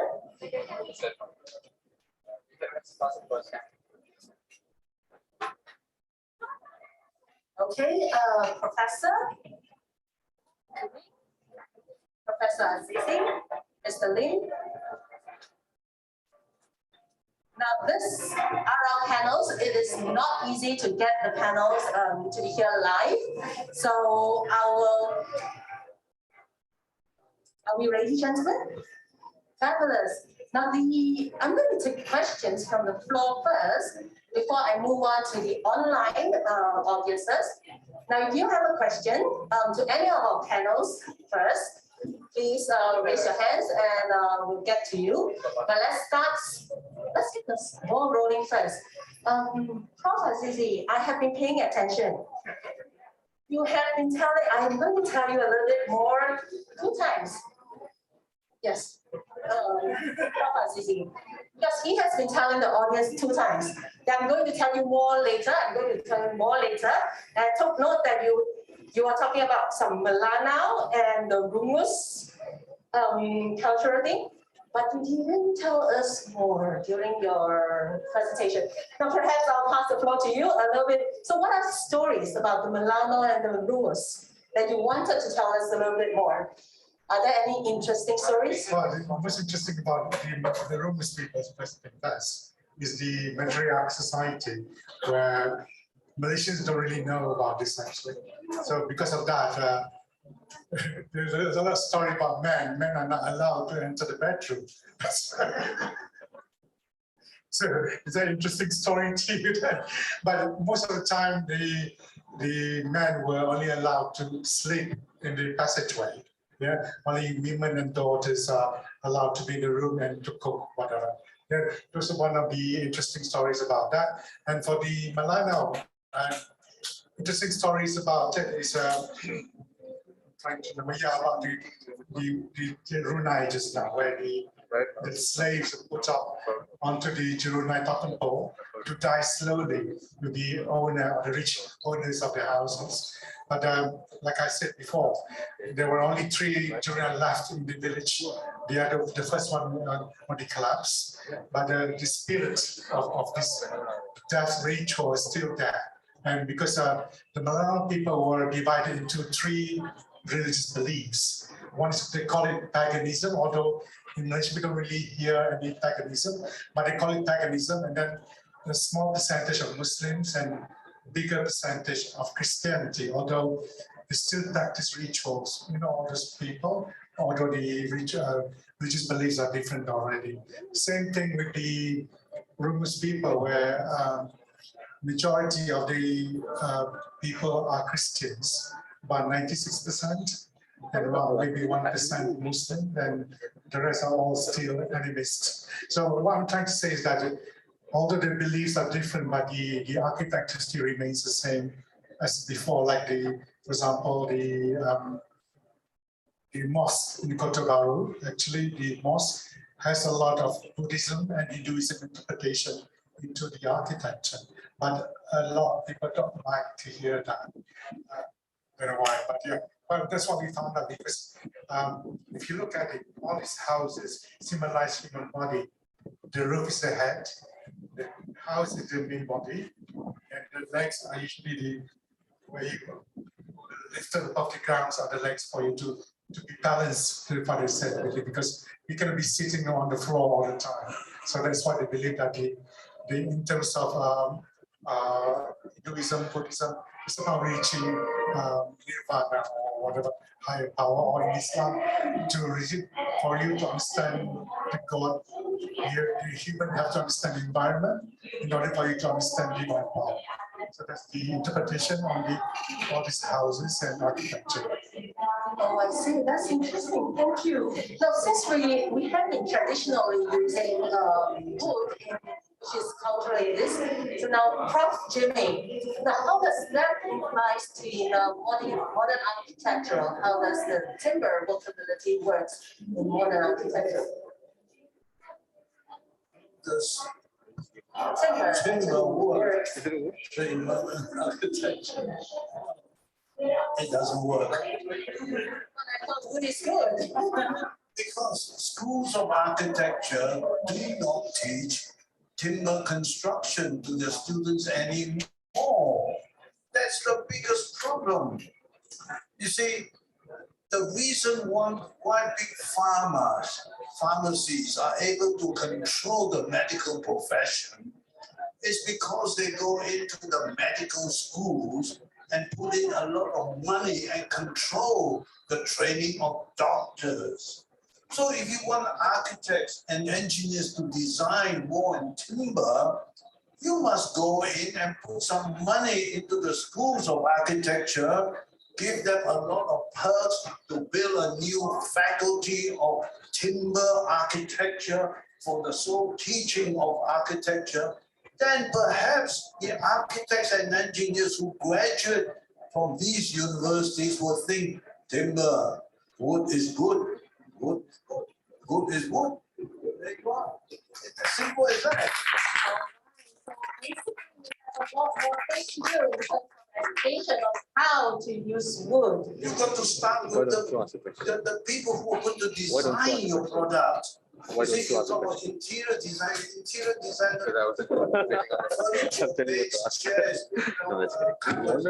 guys who put up the structures, engineers nowadays don't know how to design timber buildings. I showed you pictures of 4 world-leading engineers. I'm in touch with them. I like to go to build timber shop houses in Malaysia. You think I can get anyone to listen to me? Timber? No, timber. They might eat the timber. No. That's the problem. So we got to start with education. This is why I've been talking to some of the people in the industry. Why don't you guys get the government to give you a plot of land, build 10 shop houses, the way it should be using all the modern technological timber, erect that whole row of shop houses in a matter of 6 months and sell them and see whether they make money. You only need someone to start in Malaysia. Once it starts, everybody goes for it. Until then, they'll say, you start you go you do you know. That's the biggest problem in Malaysia. You see, many years ago, no one in Malaysia ever heard of condominium. When I told them, hey, build condominium, the guy having a glass of whiskey say, oh yeah, condominium, yeah, very good. He goes around, comes and says, Jimmy, what you say about condom? I didn't say anything about condom. I was talking to you about condominium. Now everyone in Malaysia knows what a condominium is. Is that everybody said, you can ask the ice cream, hey, where you live? Oh, I live in a condo. That's it. Definitely, education is definitely very important. Yes.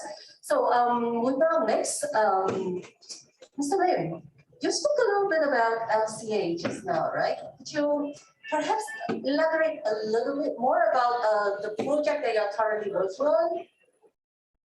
So the current LCA project I'm working on, it's trying to benchmark against like AHEX and what a lot of LCA projects have been done in other countries. So we would like to gauge how Malaysian sustainably and how our carbon emissions is compared to other countries. Like they are timber from other countries, like from the United States, from Australia, from the Scandinavian and stuff. So how do we fare with our competitors in the international arena? Number one.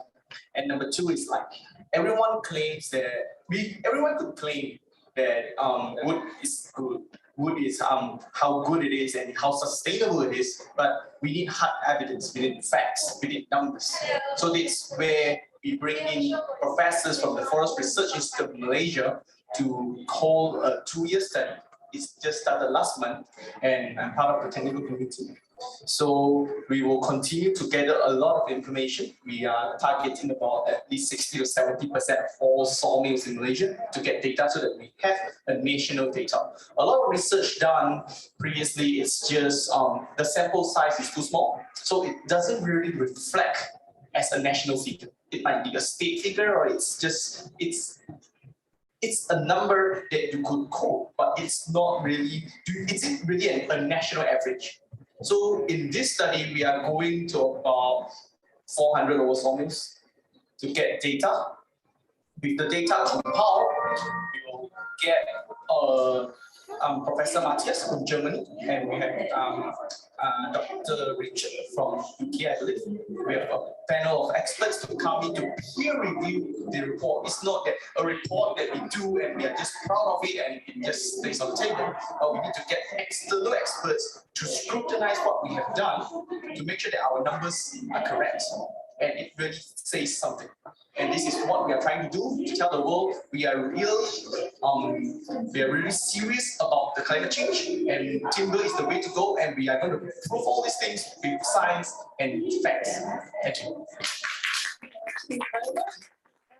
For those who are online, I see some questions coming in, but if you have more questions, please type it into the chat box of the Zoom that we have shared with you. And so now, before we go there, I would priority given to everyone who is here physically. Any questions that you would like to ask our panel today? Any questions before I go online? Okay, there's none. I think I have a question here. Now, this is for Professor Jimmy. Now, Professor Jimmy, in your presentation, I'm so sorry, perhaps I might have missed part of it. When you say timber is the most misunderstood material, what do you actually mean? It's not what I mean, it's what I hear. Okay, You know, what did you hear? In the early days, when I first started to use timber in my design, because after coming back to Malaysia, I said, we have so much timber and they're from our forest. And I said, that should be a good material to use. But then people were telling me, oh, you know, if I build a timber house, I cannot get it insured. Insurance company would not insure timber houses. So that was one of the things. Then people deny. Then of course they say that white ants is a problem. Then the next thing is they say maintenance is a problem. And there were so many reasons until even last week, as I showed the picture of a house that we designed in 1980, is still there in a present condition. So we took one of our clients there to have a look at the house. And after they had a look at that, they were convinced that timber is actually a good material. Because prior to that, someone had said, don't use timber, it's got a lot of problems. They spoke to the owner of the house, what's the maintenance like? They said, oh, well, we don't worry, you know, we might paint it once every 5 years. That's about it, and the house is in perfect condition. That picture you saw there was taken 2 weeks ago. Huh? So that's what it is. So it's misunderstood. And the other thing is also, I mentioned that architects and engineers are not taught to do timber. See, in today's world, everybody wants everything to be fast, quick, chop, chop, you know, have a quick meal. Go to KFC, get a Kentucky Fried Chicken, or McDonald's, instead of a proper meal, you know, home cooked meal.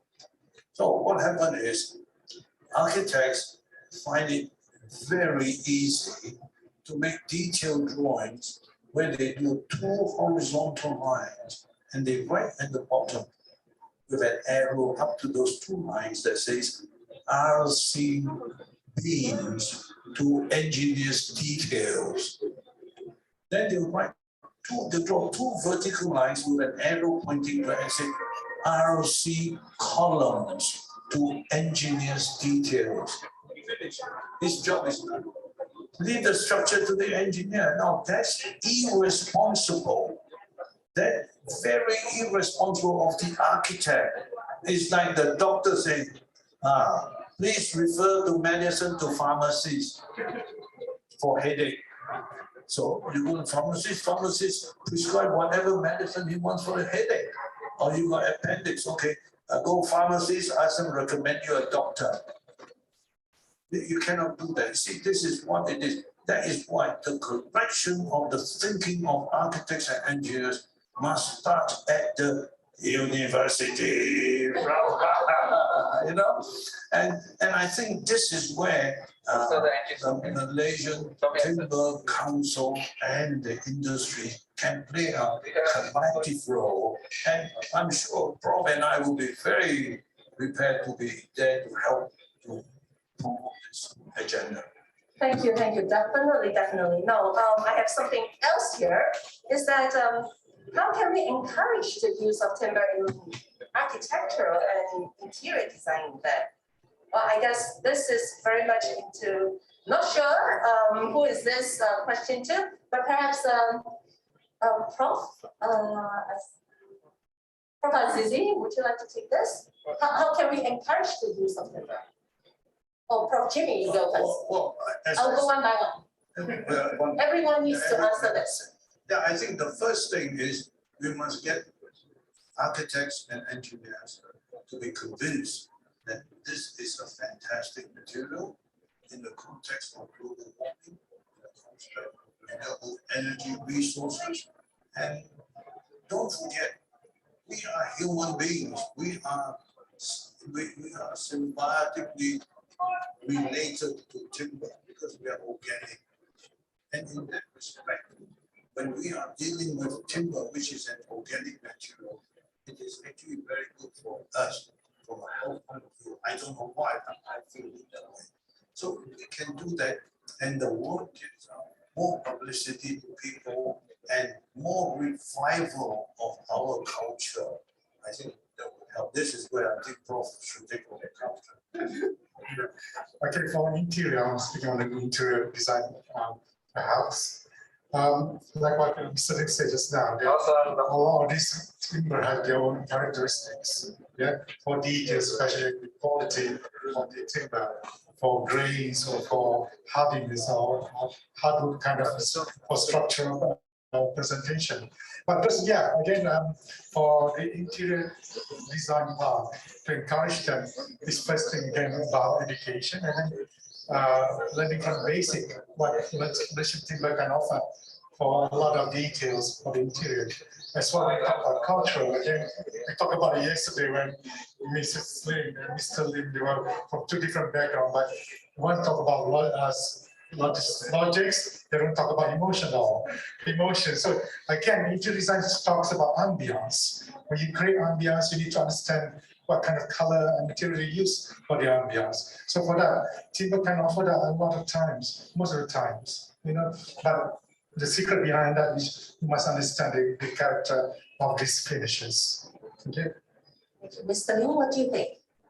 For timber to be really promoted in architecture, interior design, one thing that I can highlight in my slides is timber have been used in global procurement policies in many countries like in Japan, in Germany, and in Netherlands. I hope that this could come down to Malaysia as well, where Malaysian government for all government procurements will opt for sustainable materials from Malaysia. And then this would start a hype where people will go after the green building index. People are more alert and understand more about the sustainability that it's so important for us to be sustainable instead of being selfish and trying to get easy solutions. We go for something that it's more organic, something that we could replant, and something that's sustainable so that it have less effect on our future generations. So instead of just poking around, looking at someone else and see who will start it first, let's start it on our own first on Malaysia. If our government procurement could start with all this, I hope they will kickstart and gets the ball rolling. Thank you. All right, thank you. Some questions now. How can we encourage the current architects to use more Malaysian designs in their drawings for new and upcoming buildings? I think, Prof. Jimmy, it is for you. Well, most architects today feel that they don't have the time just to draw 2 lines to say to beams, to concrete beams, to engineer's detail. It's so much easier than to try and work out the detail of how a beam and a column should be connected. The detailing, just like the way I showed you in my pictures, to make sure that the joints are strong and all. That you need to be a craftsman. You must have the passion. You must have the love for the material. Right? It's not, you see the pictures I showed you of the Malay house, where all the joints, those carpenters, we have to go back to that. We cannot keep on using the world's resources like there's no tomorrow. If we don't look after ourselves and think of tomorrow with renewable energy and renewable forests, we will do tomorrow. Because people forget yesterday's tomorrow. They said today will be tomorrow's yesterday. So it's always like that.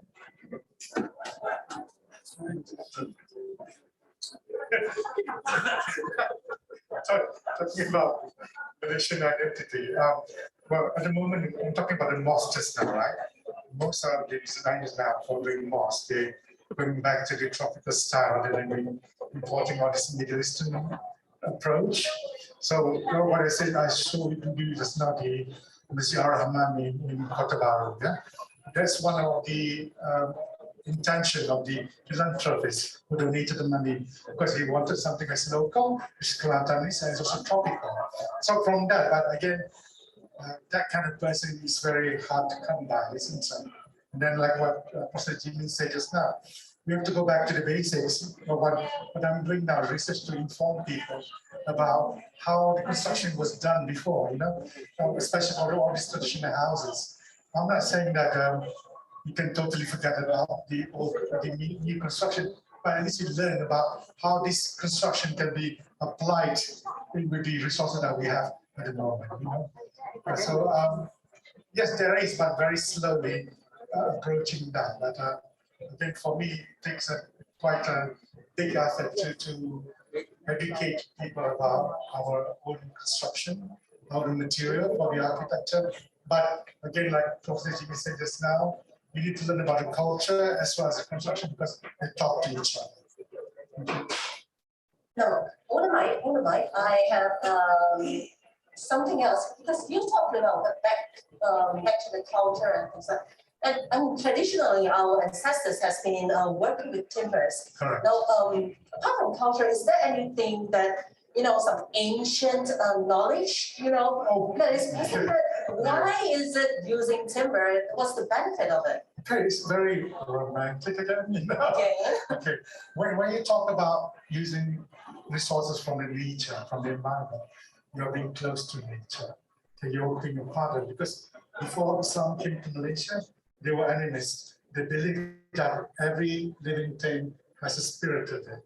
That's why when they do that, that means they're respecting the spirit of nature. So that again, the nuances and romantic nuances, the narratives that are related to materials there is there. So by understanding the background of the culture, it helps for them to understand why this needs to be done.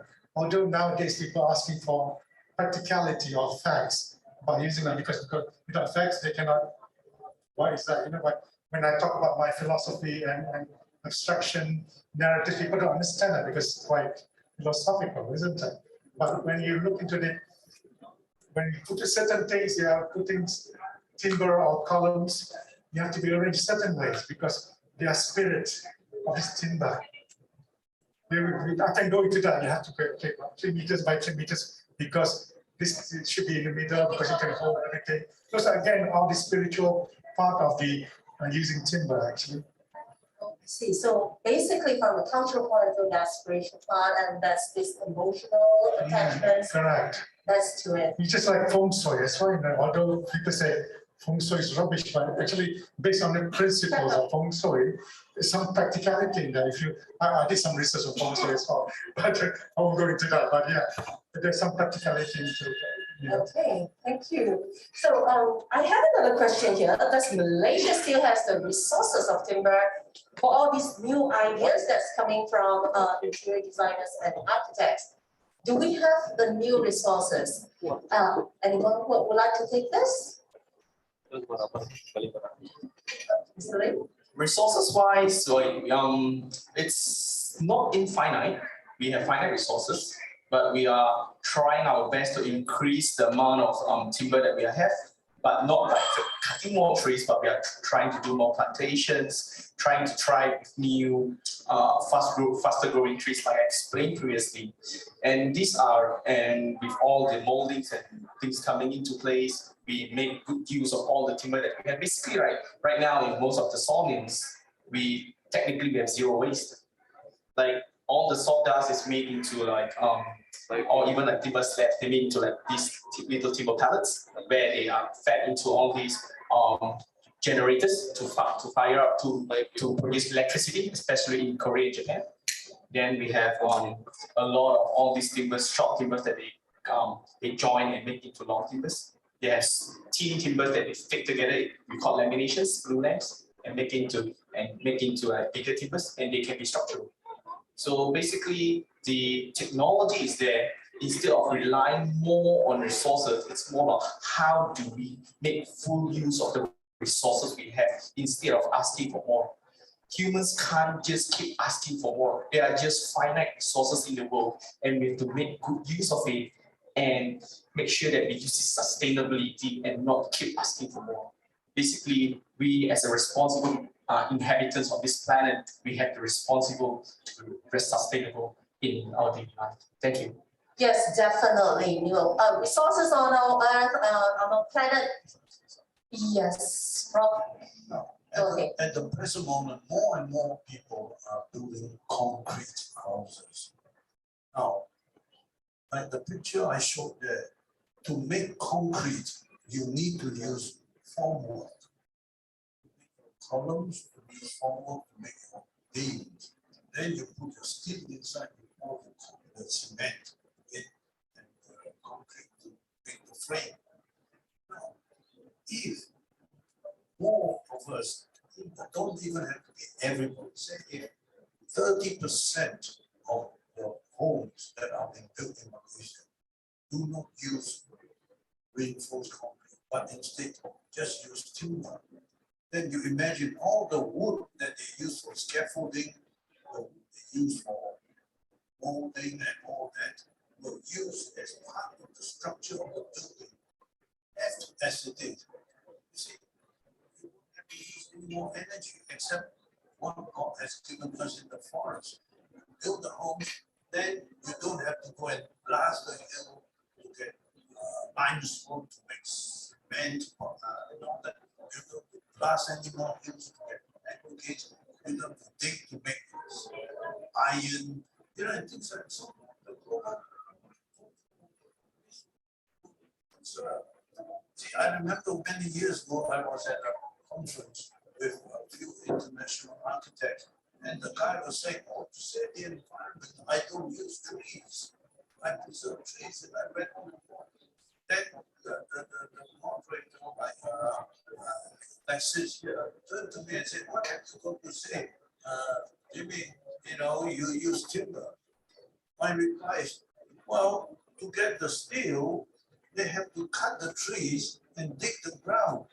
I use the trees that he cut for my project. So how can I be not environmental friendly? Then he cut the trees to dig the ground to get, to make cement. I will use the trees that he cut. So I'm actually a very eco-friendly person. This topic. All right, thank you.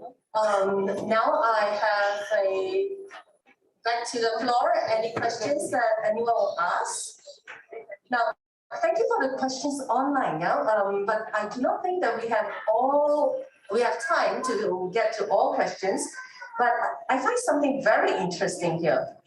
Now, based on the presentations that we have tonight, do you think that we still have timber still have a future? Nice one.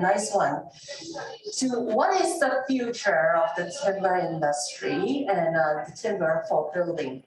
So, all right, we start with Mr. Lim and work all the way back. Okay, I'm one of the younger faces in the industry.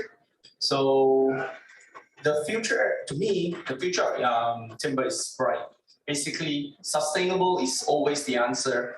And the corporates and in a lot of nations, they are picking up the ESG to be ESG compliant. So with all this coming up and with demands, timber is definitely a booming industry. It's never a sunset industry. Timber will always be there, and if we do it sustainably, the possibilities are endless. It's just that we have to put in more resources into research and development to come up with products that is more people-oriented, more user-friendly, with more things for them to use, and they might be of a superior quality.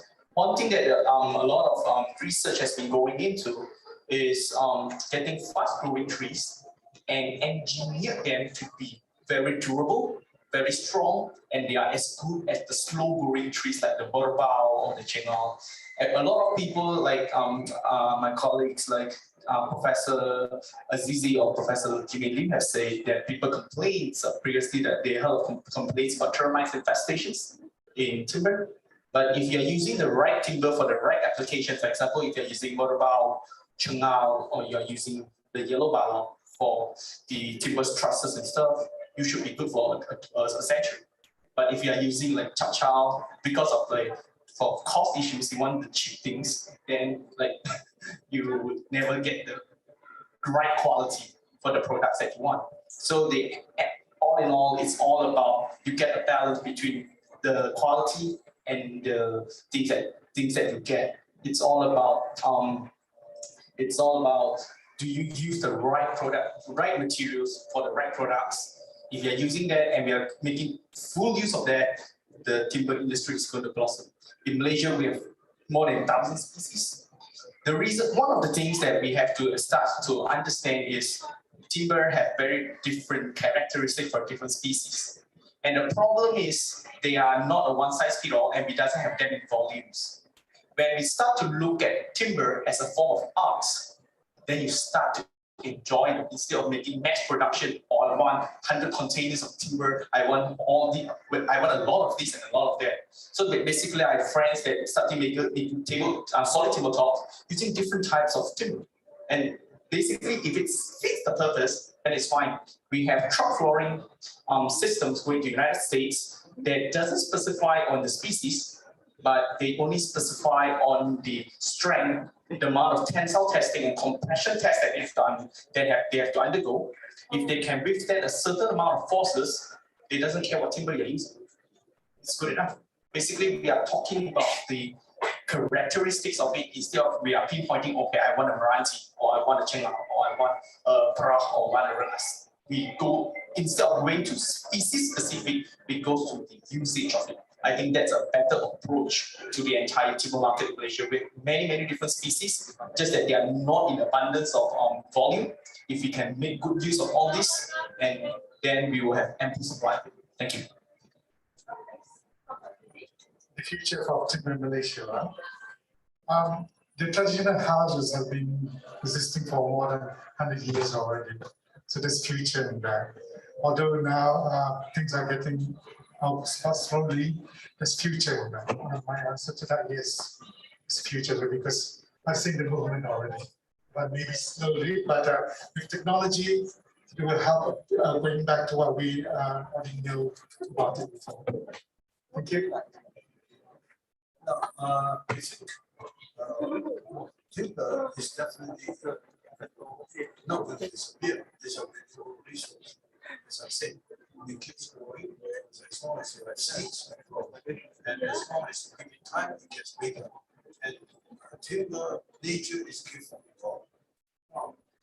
What Mr. Lin mentioned just now, which was very interesting, is we are trying to plant rapid growing trees. Now, one source of material which the industry may not have looked at is actually bamboo. Bamboo is a grass, it's not a tree, but it's got fantastic inherent properties. Bamboo can be as thin as my little finger, or it can be as big as this column. You know, I'm told that in Assam, India, those northern, they have bamboo as thick as this column, and the bark is about 25 to 30 mm. Now, when you have structures like this, you trim them and they can last for a long time. Now, we have a lot of timber, different species of bamboo in Malaysia, and I'm sure Mr. Lim can verify and confirm that. Now, I think this is an area maybe some members of the industry might, because to get all this bamboo to grow is a very fast rate.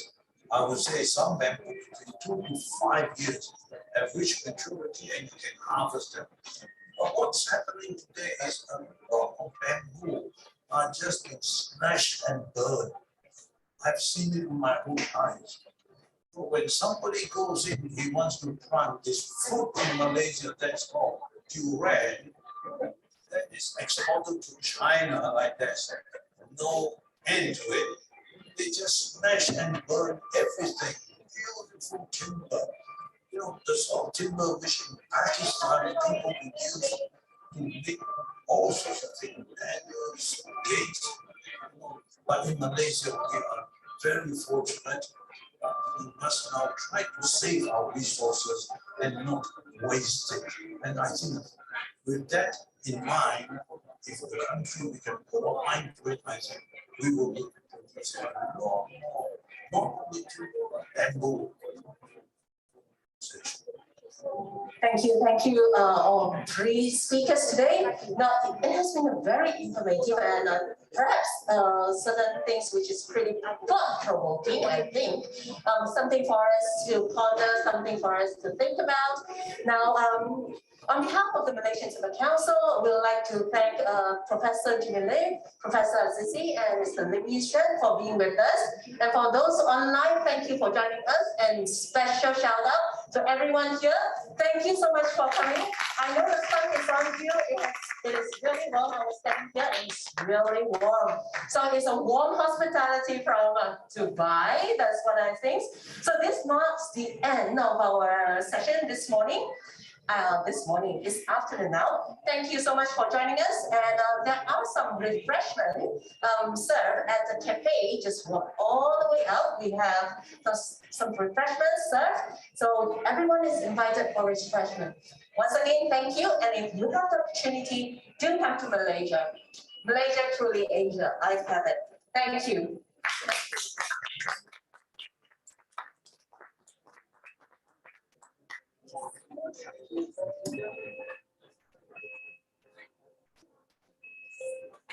I think we need to place this. And I think the screen show the MTC Live schedule right after this is.